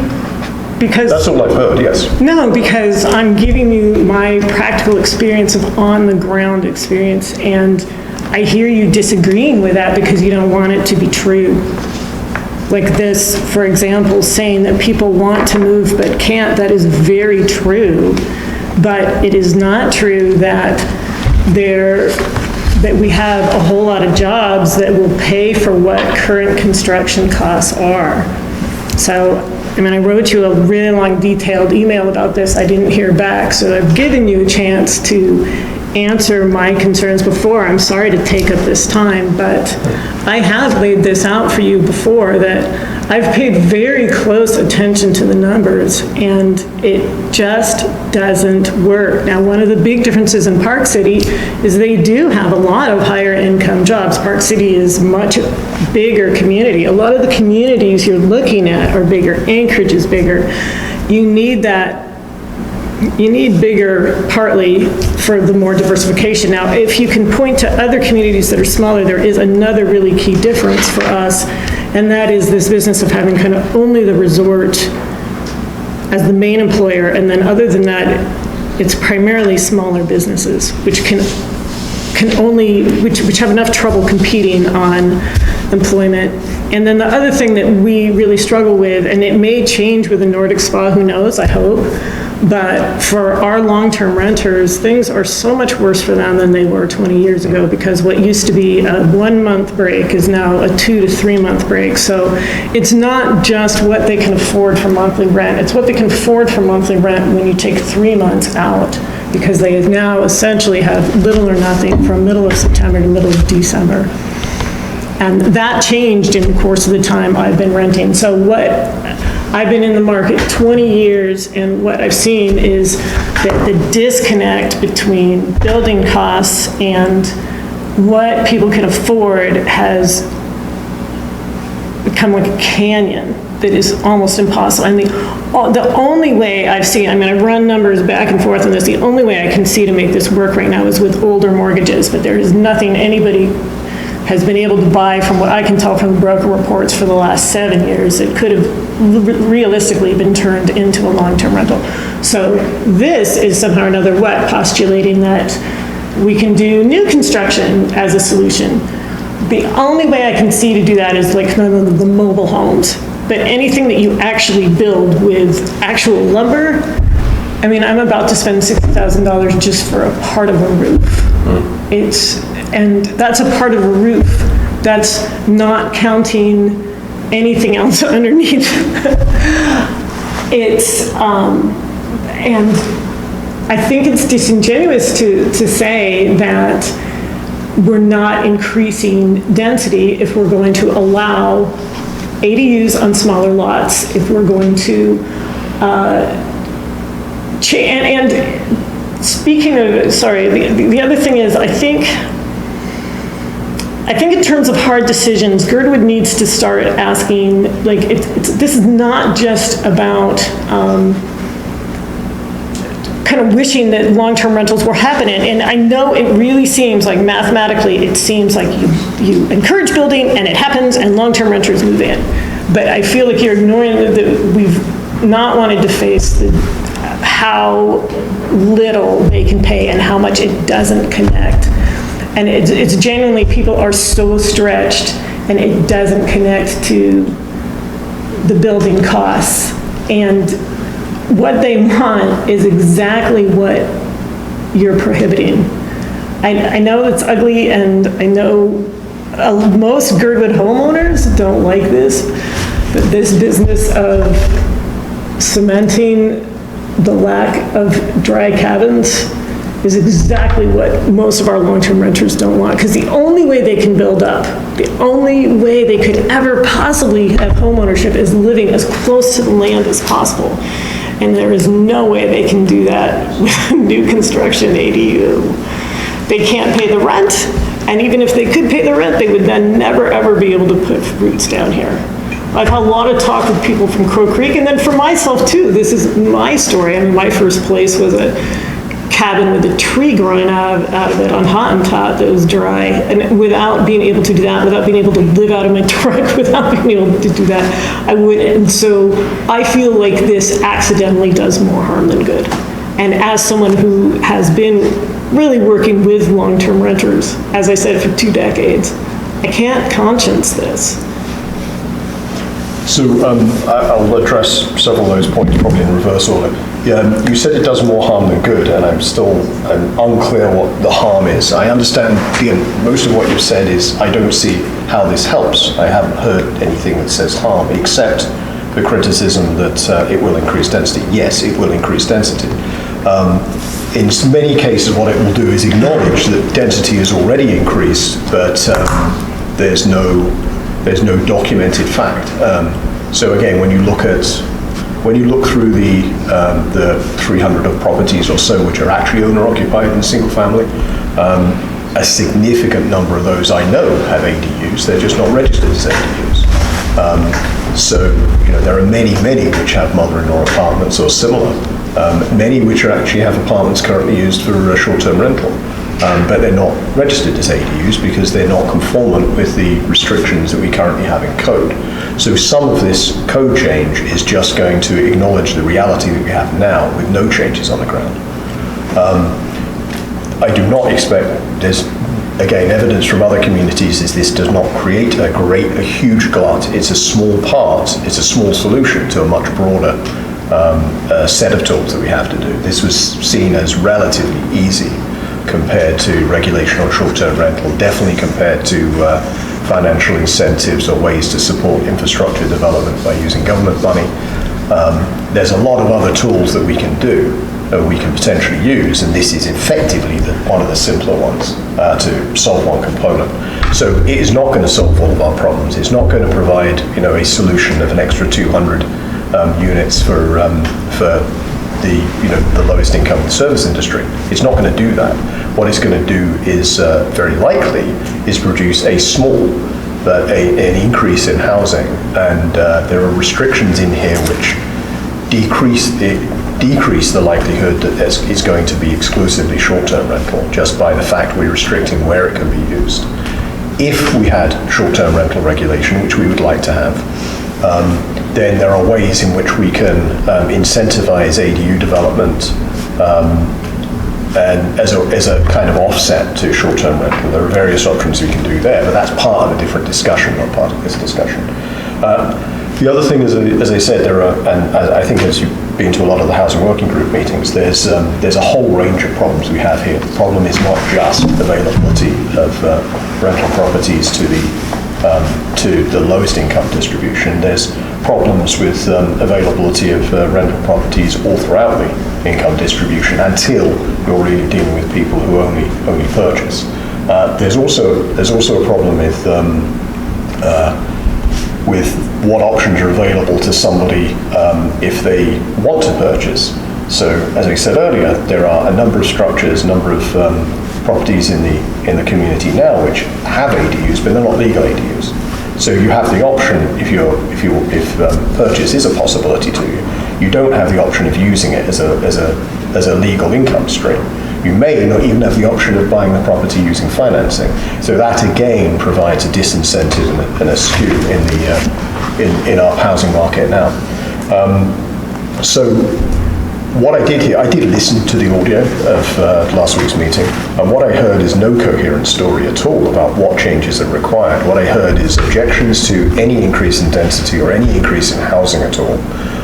Concerns that this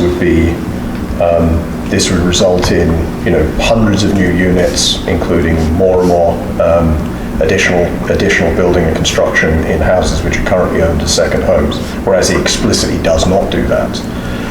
And the criticism this won't be producing enough housing. So this is not going to be a solution to all of our problems. This is a small part of a much larger constellation of solutions which have a proven track record of success. It's a limited part of it, but it's still a track record of success. And I think there is a risk that what we do is either wait until we have the perfect silver bullet, which does not exist. So that's just a way of, again, kicking the can down the road and not even trying to address our problems. Or seeing this as, seeing this in terms of just one single way of making this model work. And again, if the only model that this could be working is to, does this solve the problem? Does this encourage more commercial landlords? Does this solve the problems that commercial landlords have? This may not be the solution for commercial landlords. And I agree, I don't think it works for commercial landlords, but that's not the only model here. Okay, so let me be really specific, because sounds like we're maybe not hearing each other. for the first change, detached ADU, that's going to increase lot density. It's just what happens if anybody at all builds anything. Meanwhile, that raises property values because it raises your possibility of what you can do on a lot. So as soon as you can do something more, it raises the value. Attached ADU, the next set, that's no change, we don't care.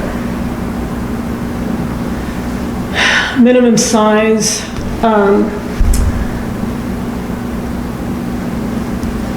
I don't, that's, that I'm not sure is gonna make much big, huge difference. Next, maximum size,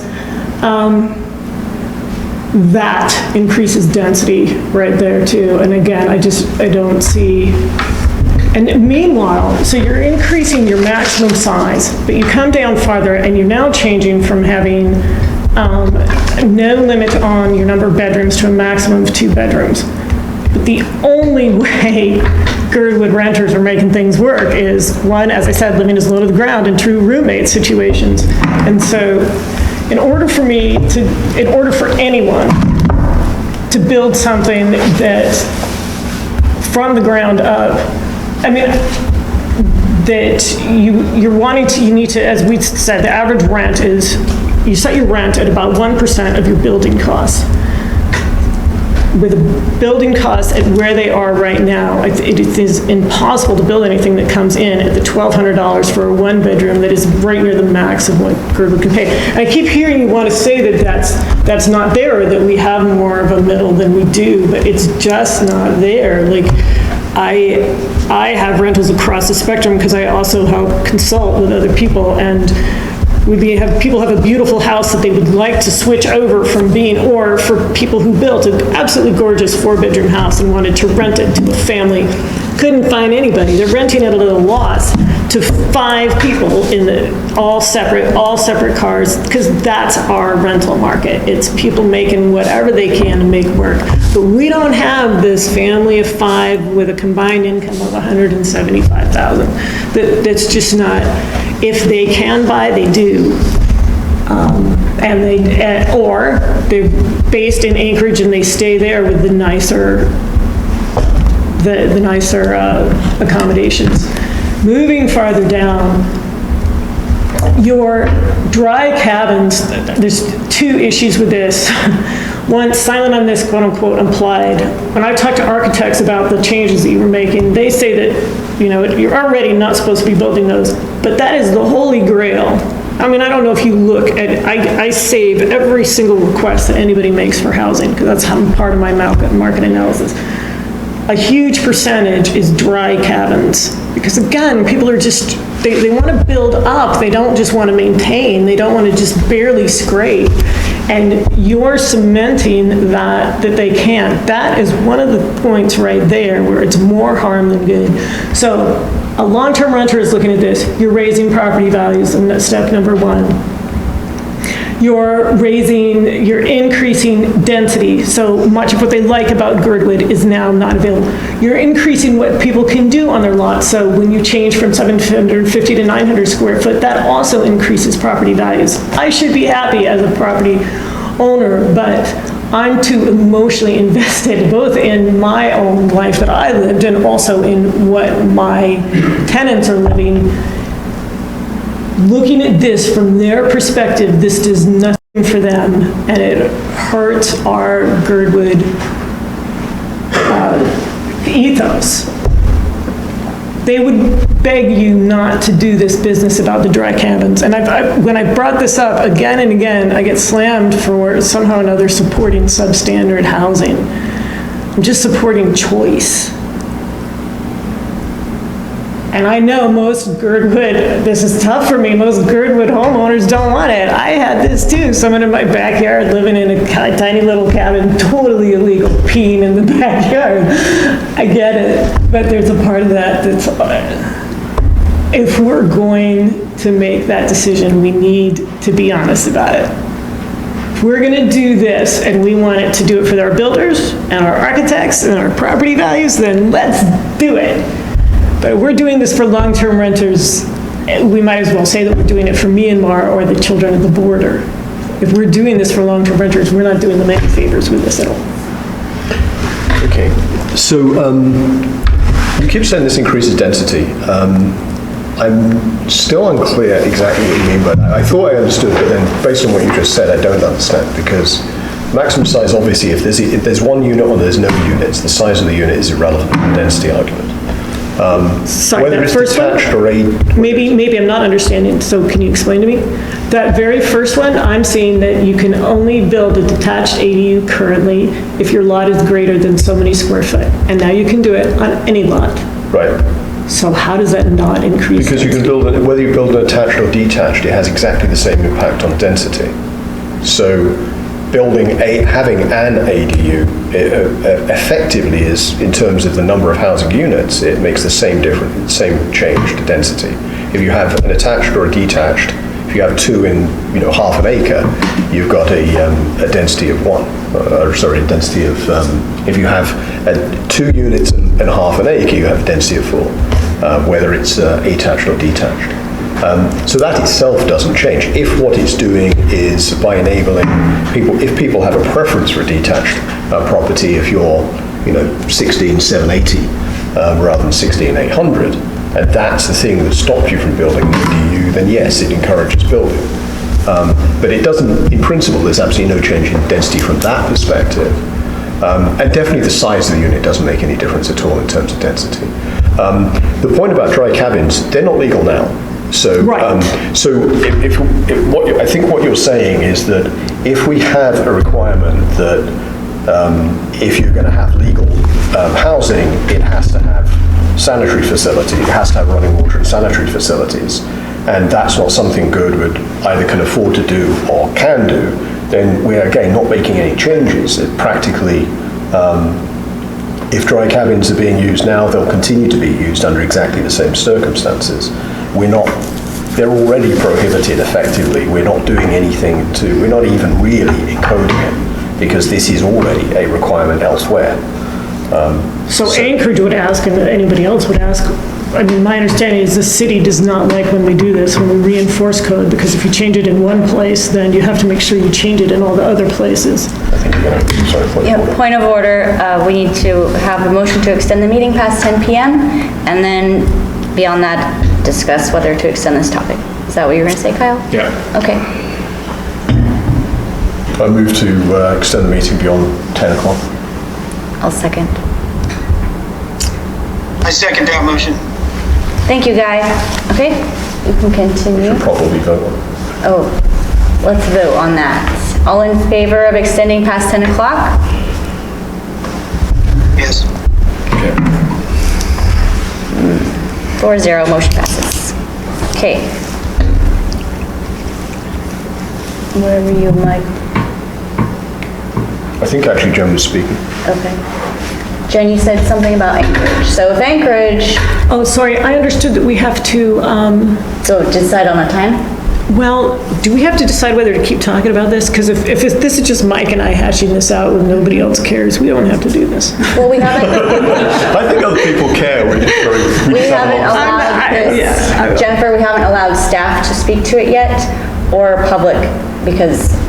Right. Well, I would definitely cede the floor to the staff. How about we see? Staff at the beginning, Mike asked if you had anything to add to it. Well, Maybe from land use or something. from land use, from procedure, land use rejected it and then passed a motion to send it back to the housing committee. So that's where it stands. Now, GBOS disagrees with land use and proceeds with a vote.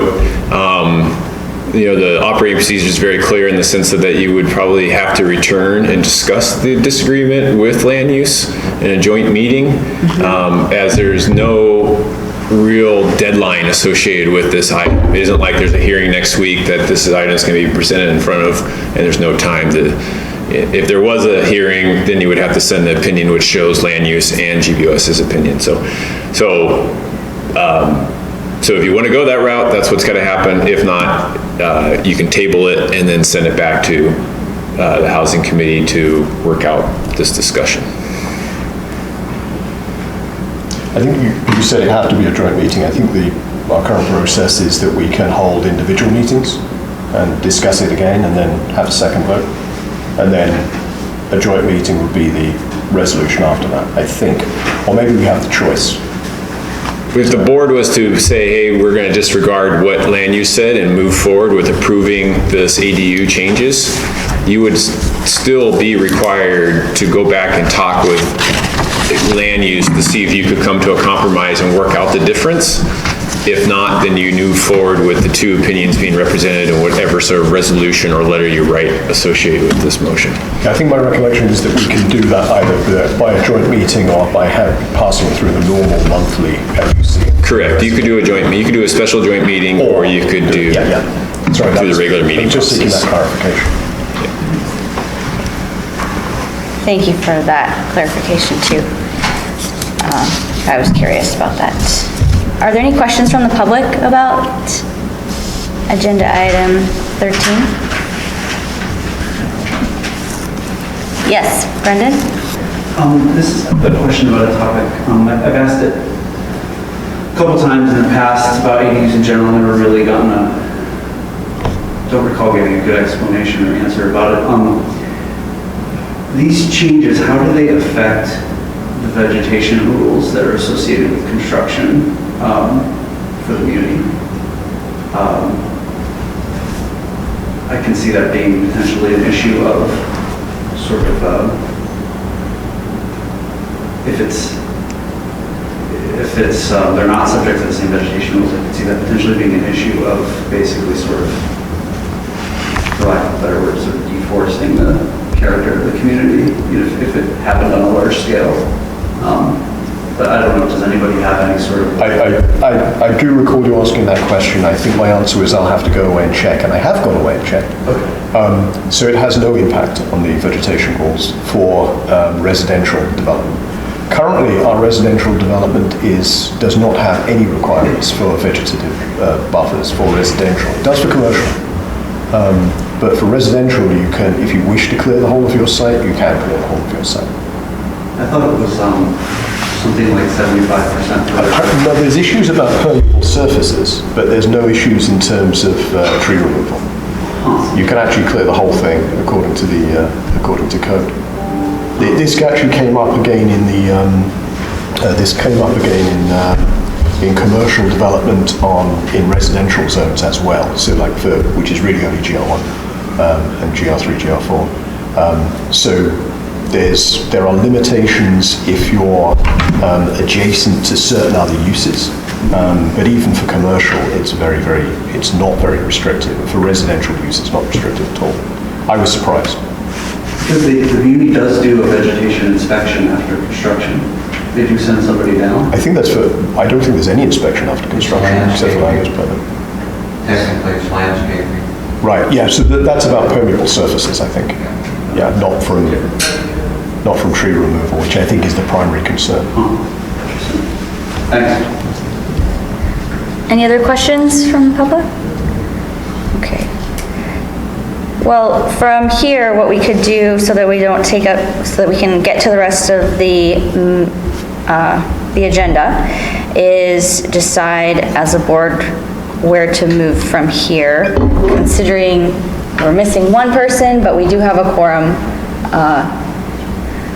Sounds like, Jennifer, you'd like a few more things to be worked out within the group, the housing group, because you already stated that land use. Well, yes, but also land use did vote on this already, and land use specifically asked that it go back to housing working group. And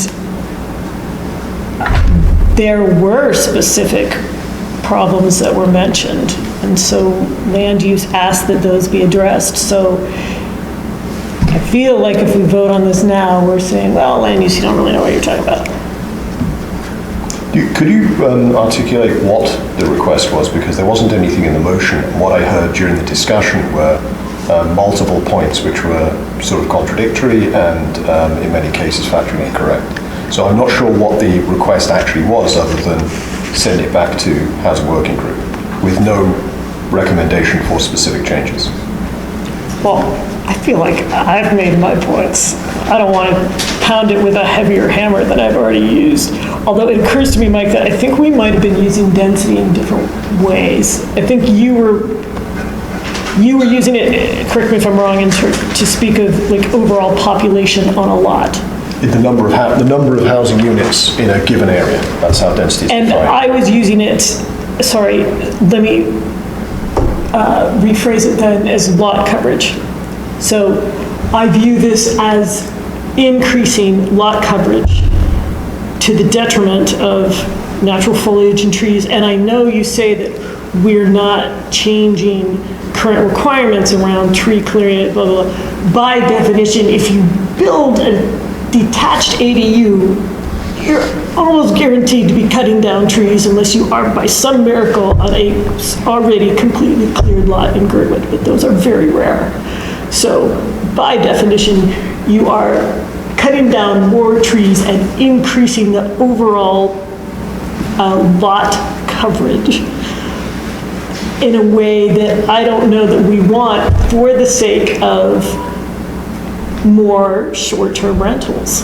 And I know that I know we're thinking that somehow or another these are gonna, but given the cost of building, anyone who's trying to recoup their building costs, let's say they want to, even if they want to build something for grandma to eventually use, like you said, for older people. So they want something, which is one of the building projects that's happening in my neighborhood. They want something for parents to retire.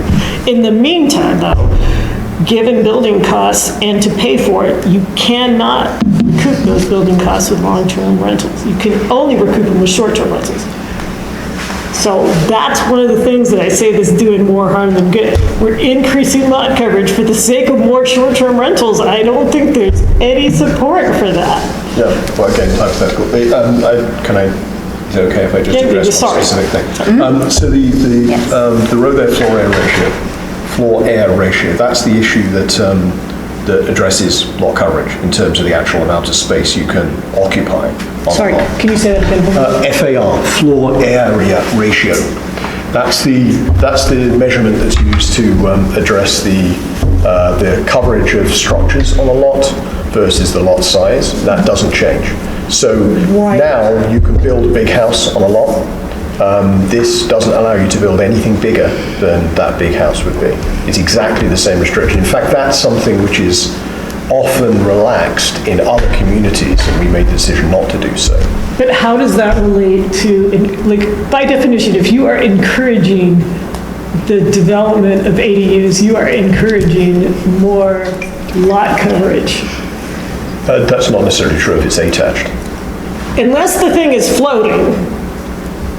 Unless it's free floating in the sky, if it's actually on the ground, you now have detached ADU has more coverage of your lot. Detached ADU, Right, I'm still working on number one here, because number two, attached doesn't, hasn't any change, so we're not fussing about that, right? So anyway, but I think the bigger question, you guys, is I feel like we're rehashing something that was already hashed. And I think we need to address, is there a reason why we're blowing off what land use voted and how land use voted? Like, it seems like somehow, Mike, you don't feel like you were heard, or they didn't understand, or you need more clarification, but then that would be a reason to bring it back to land use and say, I need more clarification. But this wouldn't be the body to come to. If you're unclear on what land use objected to, you don't bring it to GBOS. But that's exactly what we'd be doing. It's been on the agenda, so it was going to come here next because of the flow of everything. So but because land use ruled the way they did, it needs to go back to the housing group, but their next meeting is when their next meeting is, and maybe if this isn't really time sensitive, it effectively gets bumped a whole month, because now we are going to see it again on old business. It's already here on old business, so I guess whether or not we still have a quorum, we could decide where we're going from here. So I would entertain a motion, because it needs to be in the positive, to support the edits that have been made to this document on agenda item 13. Okay, I'll propose a motion. Since if we vote it down, it goes away. If we vote for it, it still goes back to land use, and possibly to a joint meeting. So I will propose a motion that we provide eventually a resolution of support for amendment of AMC 2109-050C2 regarding accessory dwelling units. Okay, I have a motion. Do I have a second? And am I allowed to second? Wait, can you, It's Guy, go ahead. can you, what's the motion exactly? The motion is what's on the agenda. So the GBOS, because we have a process whereby we would have to try and seek agreement with land use, we would not write a resolution of support tonight, but we would make a step in that direction. So it's to eventually request a resolution of support for amendment of AMC 2109, etc., as in item 31 on the agenda. So in just summary, that it would be a motion to support the changes as proposed here on this chart. As opposed to tabling it and further discussion with land use at a later date. Correct. Well, it would still result in a discussion with land use at a later date. If it passes, then it has to go back to land use. If it fails, then it just stops. Okay.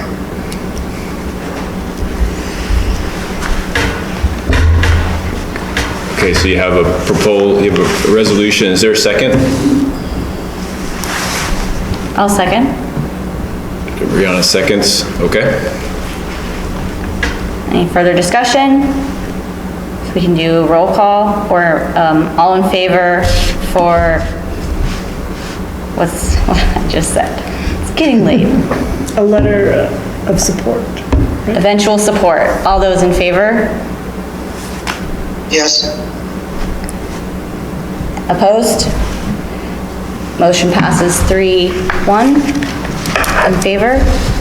Okay, item number 14, back. Can I just ask Yes, clarification? please.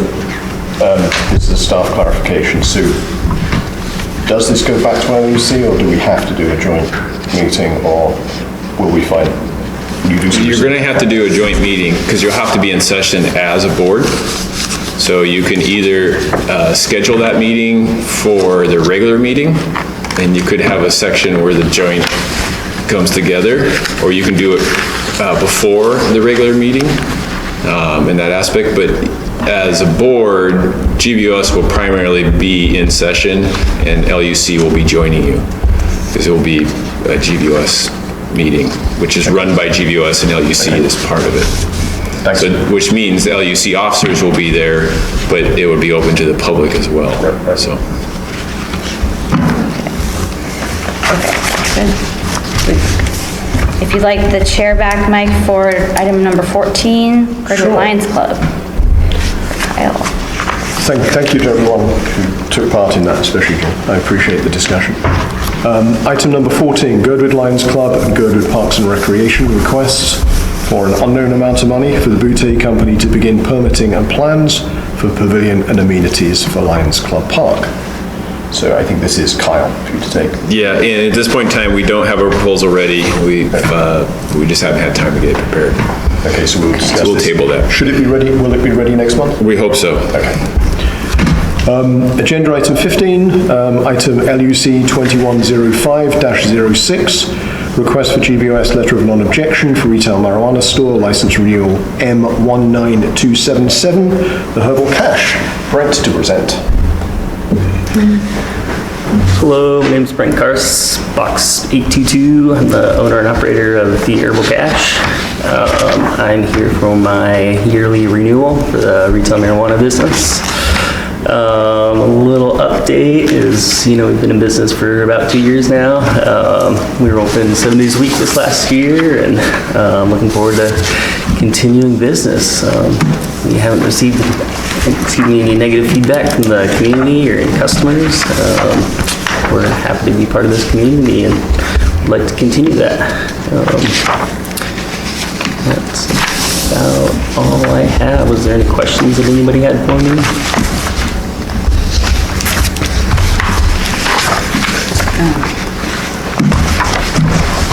You've worn everybody out with that presentation. Yeah, well, it's the same thing every year. It's a really long list. Indeed it is, yes. I'm glad that we found you really easy. Yeah. I definitely haven't heard any comments at all, any criticism or comments at all about, negative comments at all about Herbal Cash. I don't think there's anybody else. No. I mean, it's generally just been supported, so I will read a letter of, well, actually, I don't need to read letter of non-objection, it's just in the packet. Okay. So I'd entertain a motion to send a letter of non-objection. So moved. Thank you, Jennifer. Second. Thank you, Brianna. Any discussion? No, so we'll go directly to vote. All those in favour? Guy? Yes. Thank you. Any against? No. 4-0. Thank you. Thank you very much. Thanks, Brian. Appreciate your attendance. Item 16, Girdwood Trails Committee request for GBOS consideration of a flow chart for new trails regarding relationship between GTC and LUC as advisory committees to GBOS. So this is a packet on page 26 and 25, and the following page, where it's labelled 50. And then Brendan has there's a written public comment, and I think Brendan is here, so probably address those directly. I could talk to this if you like. Please, if you start. And for discussion. So this has come up in Trails Committee through two things. One, it really sort of discussion opened up from the Girdwood Trails Plan. What I have here in front of you, and let me try to make that a little bigger for you, is the process for new trails in Girdwood. So this would be the proposal process and how it would go through the system in the sense of coming to Girdwood Trails Committee, and then currently the way it's listed, you can see here, here's the different steps you go through.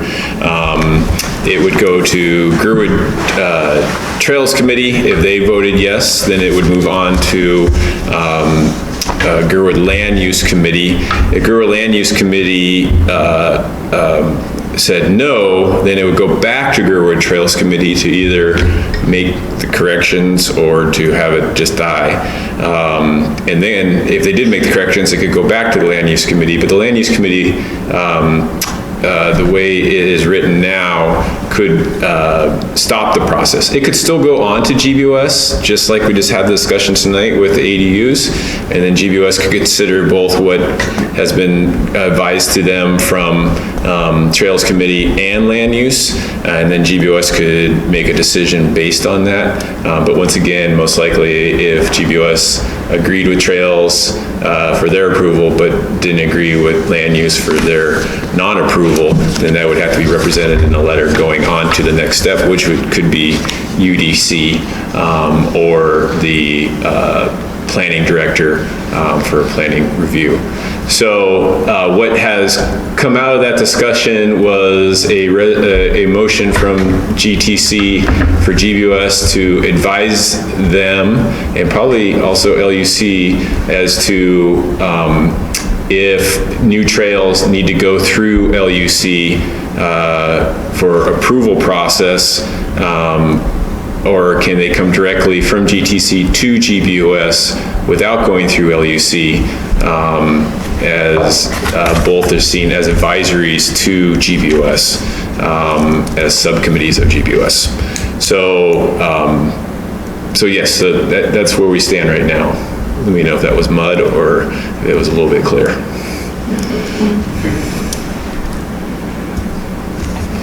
So, Kyle. Please go ahead, Guy. Go ahead, Guy. Yeah, I just had a question. Girdwood Trails Committee, I know Land Use Committee is a kind of the one person, one vote, where the public has a say. Do we see that in the Trails Committee as well? Yeah, it is one person, one vote. The only thing that would be a difference between LUC and GTC in their voting is that GTC, Girdwood Trails Committee, has a attendance requirement. So you have to attend at least one meeting within 6 months to be, 12 months to be a qualified voter. Whereas LUC, you don't have to be, have attendance within 12 months. You can show up and vote that night. So that's about the only difference between those two. Okay, thank you.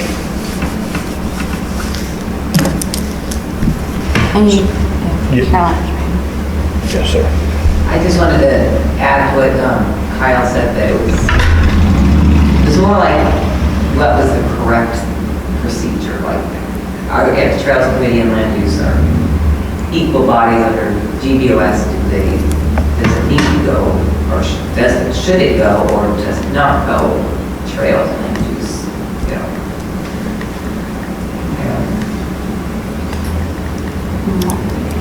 I think the rest of the question is whether it would go to land use for presentation, but not necessarily for a vote. So it's not an effort to not share with the community that goes to land use what the concept is from Trails, but to see if that presentation is enough, or if land use itself should vote on it in addition. Does that make sense? Like, instead of, it wouldn't skip the land use process entirely. And I wanted to point out to you that actually, because we had the rules and procedures in the packet, there's a written description on page 9 of the rules and procedures on what happens in case of voting conclusions going oddly. So it's Article 6E, and then it's divided out into consensus, not in agreement, no time restriction, not in agreement, time sensitive. And so there is a description there of what would happen in that case. But it doesn't address what would happen if GBOS and Trails disagreed. So one way or another, there's probably room for improvement there. So it's a muddy area. So it strikes me that there's a couple of questions here. That there's a whole bunch of other questions which occurred at the time about the procedure we followed and other things. But if we just address what's right in front of us, question number one is: does this flow chart reflect? Is this flow chart absolutely correct? And I don't think any of us would. We could find out, but I'm not sure that exactly as it stands now reflects what it should be. And then the other question is, what should it be? But it looks, the way the flow chart's represented here is slightly different from the way you described it, I think, Carl. The section that says, from item 10, if approved, we go to item 11, and if it's not approved, then it goes back to 10. That means that it would never, that, as described there, it would never go to GBOS unless land use agrees. So land use would have a veto on it even be presented, which does not seem like an accurate reflection of how of any situation it should be. So I think there is an error in this flow chart. But then when it comes to whether they're equal bodies or whether one is more advisory than the other, I think that's a much bigger question. And it's bigger just than this question. Is there any? I don't think there's a. In our rules and procedures, we do talk about the standing committees, but I don't think it's really clear what their relative responsibilities are, and whether one is. They're both committees, so they're kind of equivalent at that level. But I don't think we ever have anything in there that says one is superior to the other.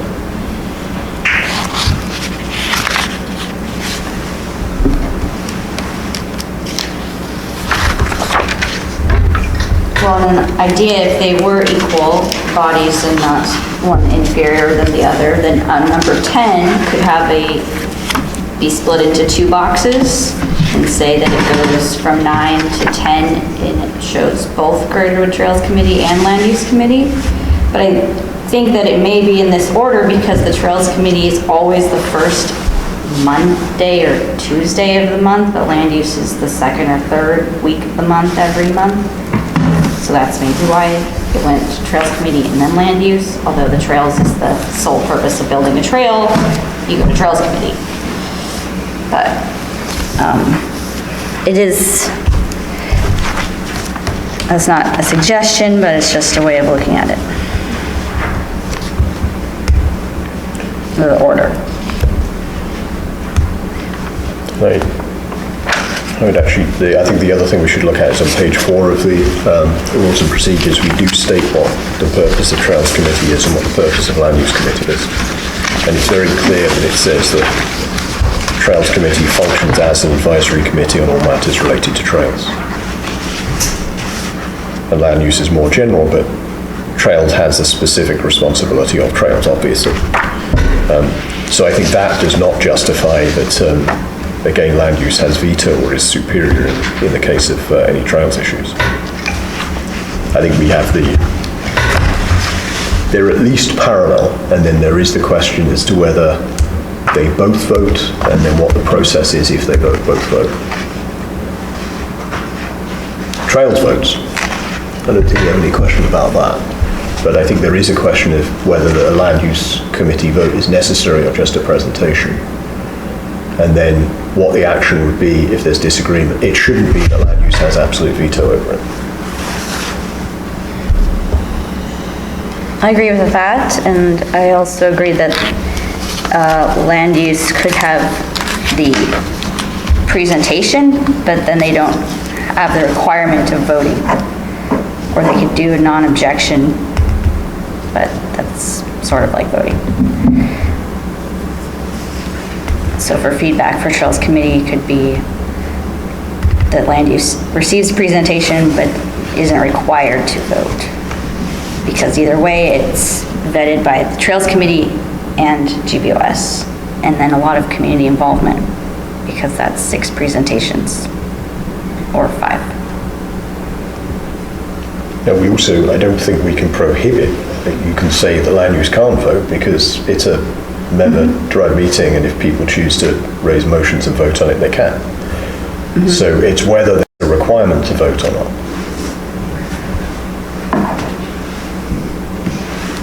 And the other thing I'd say is there are a number of other issues floating around here that are broader than just this particular issue. We have this ongoing project of trying to clarify and codify what the responsibilities are of all the different committees, and this seems like a good example of that. So, one option which I'm probably going to propose is that rather than try and address this and resolve the details here, because this is not time sensitive, we look at it in the context of all the work we're doing in terms of clarifying roles and responsibilities.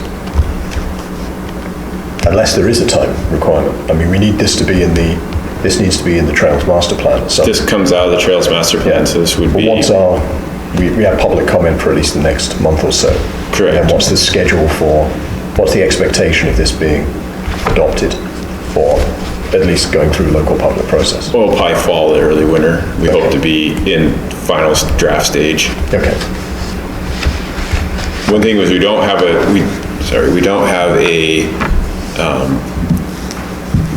Trails Committee meeting here in July. Okay. But they are looking for advisement as to what GBOS expects by August. Yes. Okay, so we have at least a meeting, maybe 2 meetings before we have to actually make a hard decision on this. So my feeling is this raises, there's some interesting questions here, and it raises questions which are similar to the questions we're trying to address about the overall process, and trying to codify both what we do and what we should do. So my sense is that it probably doesn't make sense to make a decision on this here tonight now.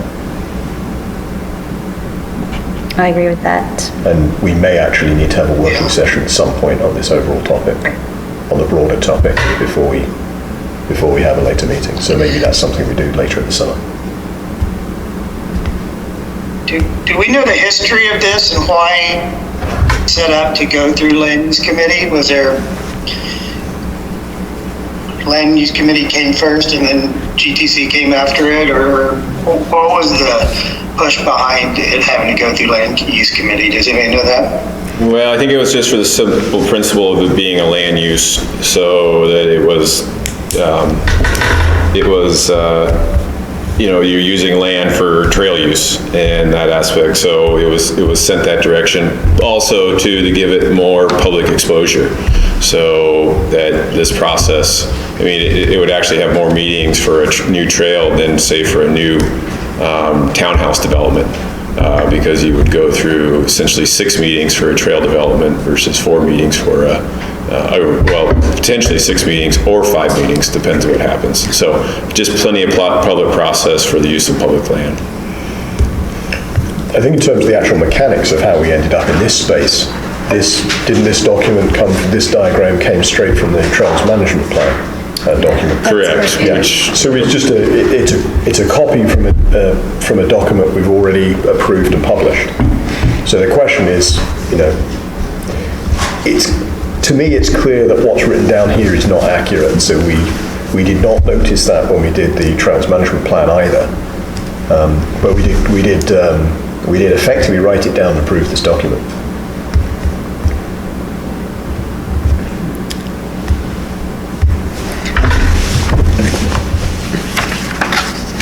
We need to make another motion. So here, Brendan has. So yeah, Brendan, were you just drawing my attention? No, well, I had a different comment, but Please, Brendan, go ahead. Sure. Yeah, I think from just the perspective of, not from the perspective of what happens when there's a clash between the two bodies, say a theoretical clash between the two bodies if they go differently, but from the perspective of the land use from the flow chart, I think that was an error. Process-wise, in the way that it happened in terms of both substantively as well.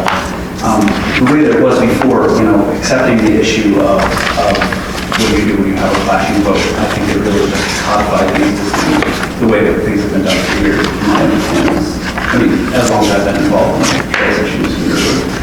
So my sense was from the last Trails Committee meeting, Carolyn or Margaret or Kyle correct me here, but was that because of basically the swirl of issues of process as well as the substance of it, because there were very important questions, which was, you know, like, should this have happened? Should this vote have happened? Should the Trails Management Plan be sort of reconvening while they're on hiatus now to take this up? Things like that.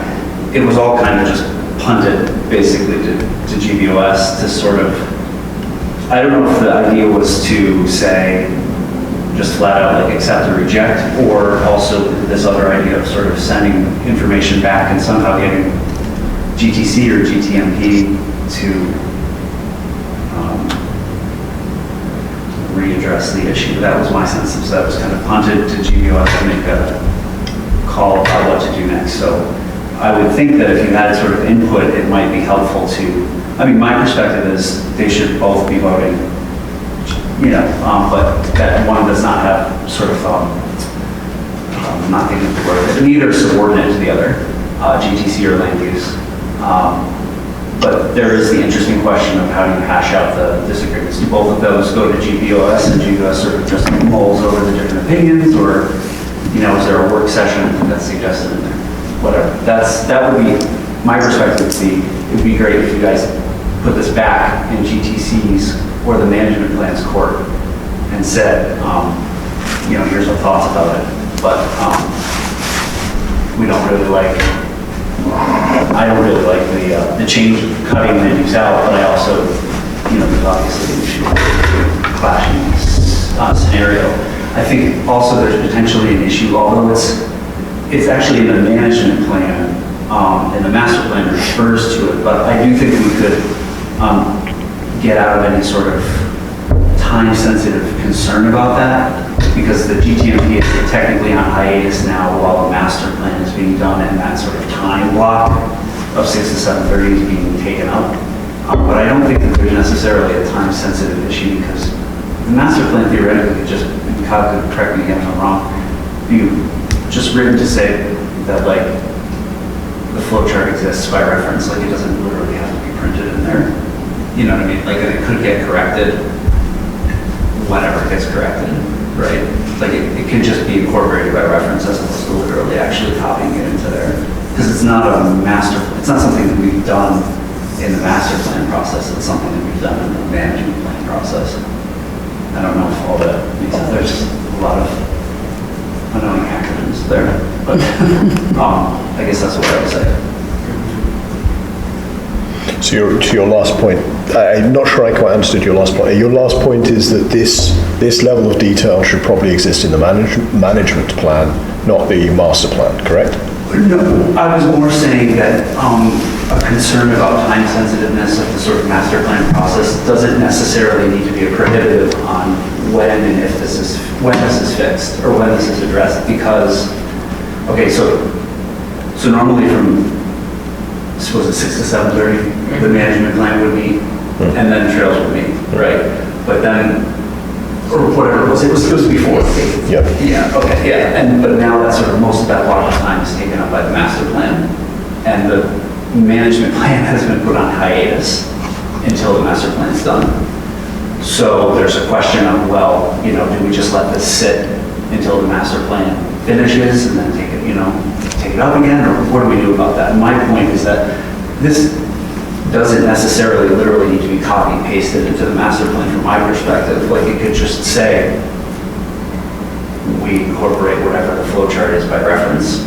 You know, like we don't have to have the finished product by the time the master plan is done. It can just say whatever is passed is assumed to be here. You know, does that make sense? Yeah, right.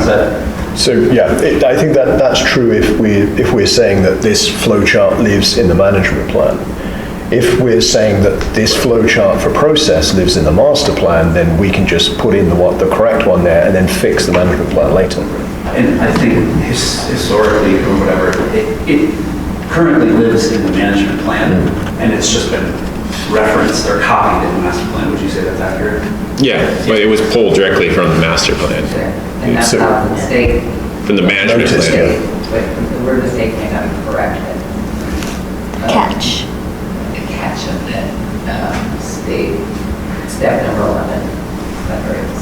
I think it's fair to say mistake because this implies that land use is superior and can veto anything that. I mean, I use the word mistake once and then I was corrected, so that was confusing. Well, two wrongs make a right in this case. Okay, I think it would be helpful to get clarity on whether this even needs to be in the master plan. I don't know. I would suspect that that's something we can get at least an opinion from our consultant. Well, our consultant. Part of the management plan, which is going to be a little part of the master plan. Is it? Oh, okay. Right. Okay. But absorbed by reference, adopted by reference, not by and it had never been copy paste. And that's all. We only had the management plan up until recently. Well, go ahead, Margaret. I'm sorry. I think that the intent of the management plan is that it is something that is a living document that is designed to be fluid and to be changed based on changes to use of the trails and new understanding of maybe things like this. Like in the original management plan, there was not a flow chart. The flow chart was only adopted, I think, in January of 2020. And then we all did different things for that year that we've lost, so, or done differently than we would normally have done. So, you know, there's kind of a difference in philosophy between the management plan and the master plan, which would be more concrete for the amount of time that it's supposed to embody our ideas of what we want trails to do. So I think there's sort of a philosophical difference between those two publications. And then I was thinking also, and Carolyn could give me a lot better direction on this, but I think that in the original structure of Girdwood going way back, it was just the Board of Supervisors and maybe some other things going on, perhaps even a community council at that time. And then at some point, Trails Committee was broken off from the GBOS. And was that before or after land use also? So the first, okay, so the first of the committees of GBOS was Trails. And then the GBOS meetings were very lengthy in dealing with land use items specifically and realizing that the role of GBOS has all these other categories. And so land use was pulled out as well. To have both of them, I think, collect information and be the experts on those two items in order to bring them forward. So if that helps to sort of clarify how one could see them being even or uneven. Okay. I thought I saw a hand. My sense is we don't have enough information in front of us to make definitely not to make a recommendation of what the flowchart should be. I'm not even sure we have enough information in front of us to know if this flowchart needs to exist or whether it should just be incorporated, or should it just be a reference back to the management plan. I think that would be something I'd like staff to get clarity on about whether this. It is part of the management plan. No, what I meant is should it only be part of the management plan and the master plan just say go over there for details, or should it be a document in the master plan itself? Because if it, well, we can send that back to the committee, which we spend many hours figuring that out. But it's more as a reference within the management plan. The management plan is supposed to be a document which allows you to get an understanding of where Girdwood wants to go with his trails. Excuse me, the master plan. Master plan, yes. God. The master plan is a document to give you an understanding of where we want to go with our trails. And then the management plan is the history and also the guide for what we do once we've got those trails or we're building those trails or want to build those trails. So yeah, we could take this out of the plan. It's nice to have it in the management plan or in the master plan because it gives us some perspective right away instead of having to go and now grab another document and dig into it in that aspect. So we would like to, from the staff perspective, I think I would like to have this in there in a complete form so that we have it there, maybe with a note that says it could change or something like that. But if we want to pull it out, then it just makes people have to go dig further down to find out what the steps are. Whereas it's very clear that Girdwood has, look at this, Girdwood has a very established plan that they follow in that aspect when people are looking at, they want to get involved with us. So I guess the question. Convince me it should be in the master plan. I guess the question is that the question that's been sent up from Trails, and Brenda made a good point, there's a lot of issues that still need to be figured out down on Trails level, but the question that was sent to GBOS was, does land use trump a GTC when GTC has a trail, or they are setting up anything, really? If they're setting up anything in the sense like, hey, we want to seek a grant to improve, the Werner Creek Trail, or we want to seek a grant, do they go to land use to do those things? Because it seems like GBOS needs to make a decision, is land use superior over GTC? And if they are, and LUC disagrees with land use, GTC, well, just for the reason that these committees were formed, those subcommittees should figure out their differences to limit the amount of time that's required of GBOS to figure out the differences. So, I think that's, the question is, does it have to go through a full approval process from LUC? Right. To go up to GBOS. But again, I think I haven't heard anyone to say that as it's represented on this diagram is correct. I think everyone is saying this diagram is not correct. We're just not quite sure what the right one should be, of whether they are probably parallel, but even if they are parallel, does it require a vote from both? What's the process for dealing with it when they disagree? And as I said, I think this is part of a slightly bigger issue, which we are also dealing with in other items, of resolving the overall picture of what we do across the committees. and what the responsibility is of each of those. So my personal feeling is we need to resolve the bigger picture and address this while we resolve the bigger picture. Well, I'll tell you this, if we don't have this resolved and we're getting to the draft stage, we'll probably just pull it out. Right. But that, I mean, we have, what, 2 months or so? Yeah, well, I think you still have 4 months. Right, so if we have the goal of dealing with the broader issues of overall responsibilities across that process in a 2-month time frame, then I think that works. If it looks like we're not going to get anywhere near clarity in the sort of 2 to 3 month time scale, I agree, should probably just attack this head on, just this issue. And the other thing to keep in perspective is that there are people out there who want to build trails, and they're going to, and you know, we're missing funding cycle after funding cycle of grants for these trail builders because we're still in the master plan, and they're trying to be patient with the process and go that way. And so I think I just would encourage GBUS not to linger this out, and so that we've got this master plan done, we've come to our final version, but we still don't know where this is. And even if we had a master plan done and we pulled this out and we moved through, we would still have this issue lingering in the background for those trail builders who would come in and do a proposal, and then they get here and like, well, do we go to LUC or do we not go to LUC? You know, I think that's, it's already a complicated system to get through, and so trying to have clarity as we're finishing up what we've been working on for 2 years would be, I think, be ideal. I agree, but that's not tonight or never. No, and it's not saying it's tonight, but I don't want this. That's what I'm saying. Sometimes I feel like an 8-month process. Sometimes I feel like things just keep getting kicked down the road because we discuss it, but nobody really wants to make a decision, and all of a sudden it's just.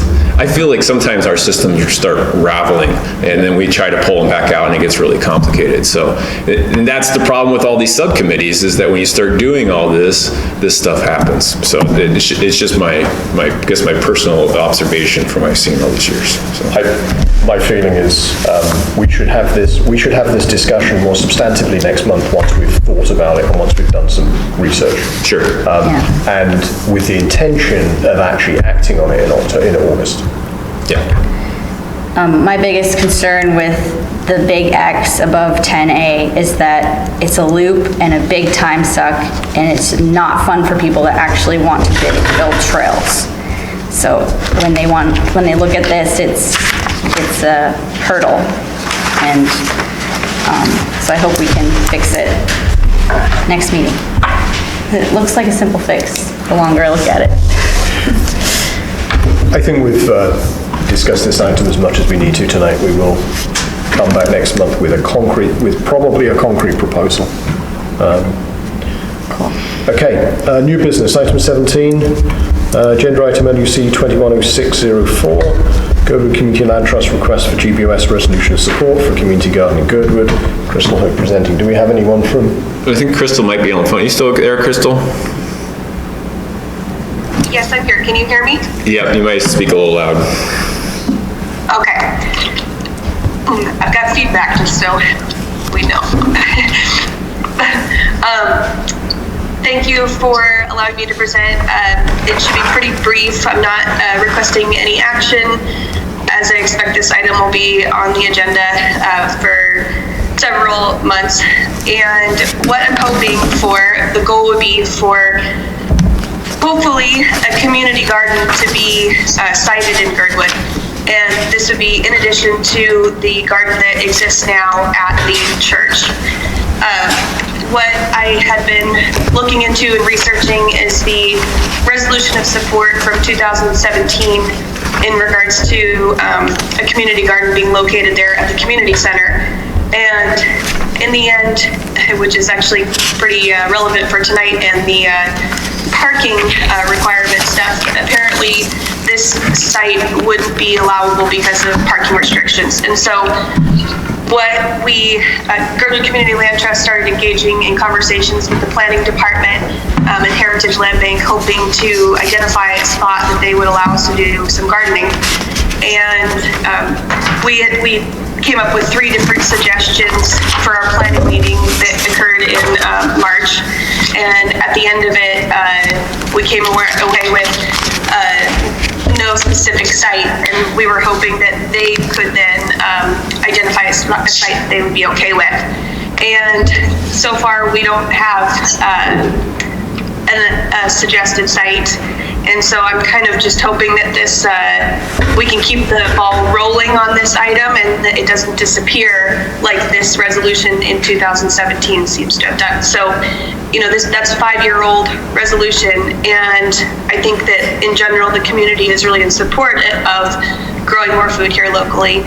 And so what I would like to do is, I'm hoping that the motion that will come out of land use next month will be in support of land holders, stakeholders identifying, or basically an ask from the community for stakeholders to identify possible locations, and then also trying to gather some feedback from the Girdwood community as to where they think gardens could or should be sited. And so that's, I've also done some research in regards to community gardens that are located on parkland in Anchorage, and I did find 4 different examples of both Anchorage Parks and Rec and nonprofits that are maintaining the gardens. So Davis Park, North Pine Street in McPhee, and then also on Davis Park, that's Catholic Social Services that manages it for it. So that's a really close example as to what we're looking for is basically stewardship over a community garden, but just with permission of the municipality and on their land. Another example would be Fairview Lions Park or Valley of the Moon Park. So the reason why I'm bringing that up is because we were told that gardening would be allowed on Girdwood open space, GOS zoning, and I'm hoping to go back to the planning department and ask for a reconsideration to consider GIP, Girdwood Institutions and Parks. I think when I read the code, it seems like it's more fitting, in my opinion, for the GIP zoning. And so basically this presentation is just to introduce the item as to something that we want, and we want to keep moving forward, and are hopefully going to come to the conclusion of identifying a spot that the landholder would be agreeable to. So I'm happy to answer any questions. Thanks, Crystal. Are there any questions from the board? No? Guy, any questions? No. Okay. Thanks. I mean, I think we'll see how it goes through land use. But I agree with you in terms of the zoning. I think you're right about Girdwood Parks. It seems an appropriate zoning. Okay, so we'll be discussing that next month. Thank you, Crystal. Thank you very much.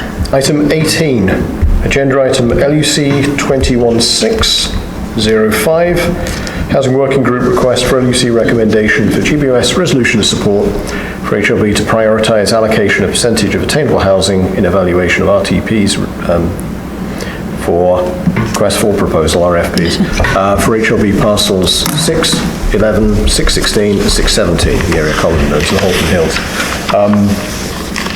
There was a possibility we may have pulled this and tried to perform an action tonight, but in discussion with HLB, it's clear that they already know what our concerns are, and whether we go through the formal process of presenting a resolution or not won't change that. I feel we may still want to do so, but I don't think it was worth pulling it and acting on it tonight, so I didn't propose that. The idea behind this is that while HLB described certain attributes that they wanted proposers to address, they didn't say anything about costs of housing. They talked about generally type of housing, but not anything specifically around the cost side of it. So we were, still might generate a resolution that sort of addresses that more explicitly. In practice, I don't know what we'll do next month, but I don't think there was any huge benefit in trying to rush through this and do it this month. So I think we should just leave it on here and see what happens for next month. It may be that it's moved by then.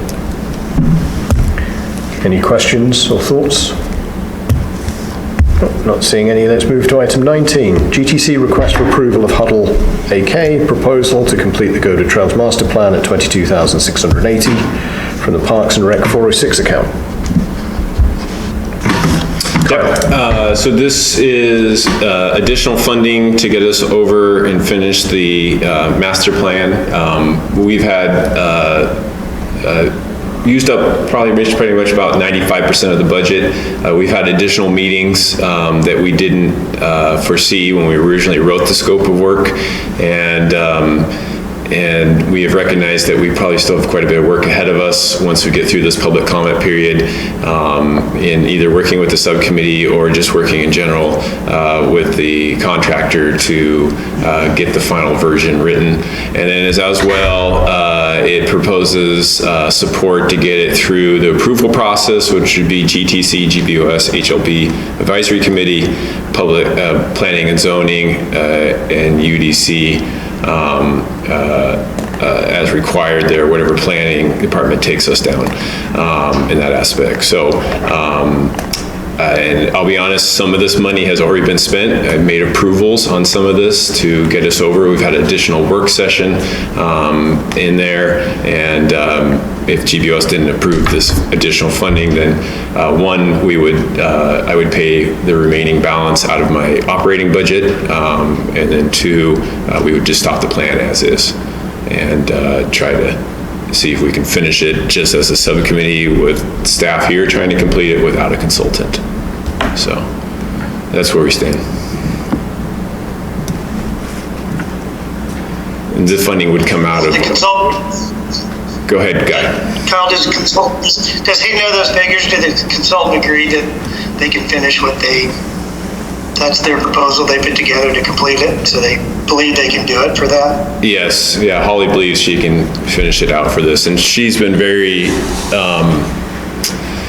she has been very generous in her billings to us. I know she's put more hours in than she's actually billed for. She had to take on the whole mapping exercise, whereas in the scope of work, it called that we were going to get support from the U.S. Forest Service, which we didn't, and in the end, she did all the mapping for the plan, but did not charge us for that technical time.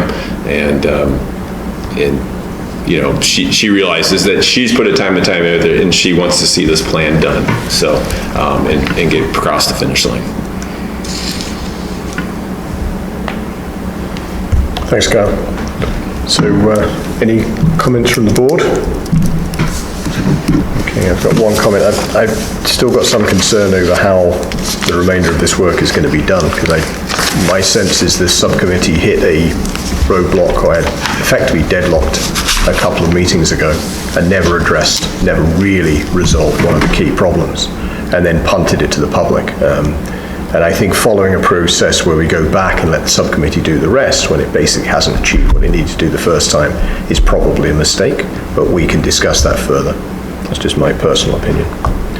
I think the work has been great, but there's a key issue that hasn't really been resolved yet, and I don't see a path to resolving it using the proposal or the proposed process. But we will be discussing this next month. We only have 4 minutes left, so I'm going to move on. Item 20, agenda topics for MOA GBOS quarterly meeting, which is scheduled for July the 26th in Anchorage. This will be with the new administration, won't it? Correct. And we don't know yet who the municipal manager would be, unless there's been an announcement that I haven't seen. So I provided a copy of the agenda from April, which was our most recent meeting with the current administration. Some of these topics hopefully will be resolved before we get to July 26th. I have double checked and we're still on the calendar with municipal manager TBA. So anyway, there's no reason to decide right now what we're going to talk about. It may be more of just a meet and greet kind of an opportunity, which would be good since we have so many new members as well. and perhaps an introduction to Girdwood and what our concerns are would be a more appropriate meeting, but anyway. I agree. I mean, that's my sense as well. I think it's going to be more of a general meeting and a description of what we are and how we work. Yeah, so it's kind of interesting timing that the first one would be in July, because really any other month would probably make a little bit more sense for that, but anyway, so it goes. We're waiting till the end of July, though. That's right. Yes, that's right. Those guys won't be busy at all. So speaking of that, I'm going to be out of state for that. So if there is a way for me to participate by phone, I'd like to, but otherwise I have to be excused because I've already made plans. I mean, there is a possibility, since we don't know who the municipal manager is, there is a possibility it'll be rescheduled anyway. Okay. All right, so we won't worry about that. Probably not quite yet. I think a lot of things can happen between now and then. Yes. Okay, yes. all right. Okay, we have a minute and a half left, so I don't see any other requests for joint meetings or executive sessions, so I entertain a motion to adjourn. Motion to adjourn? Motion to adjourn. We won't vote on it. Good night, guys. Is it sunny up there? Thank you so much. Thank you, everybody. Thank you for sticking with us. 42 minutes left. See you guys. It's so sunny. It's like broad daylight right now. Right. Yeah. Of course, yeah. All right, we'll see you later. Good job. Bye. All right, thanks, everybody. Appreciate it. I didn't think I could sit that long.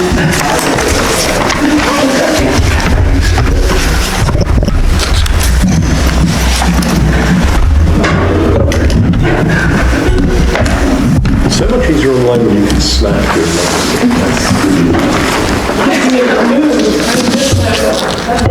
Well, the assembly, for example, when they just take breaks. And there'll be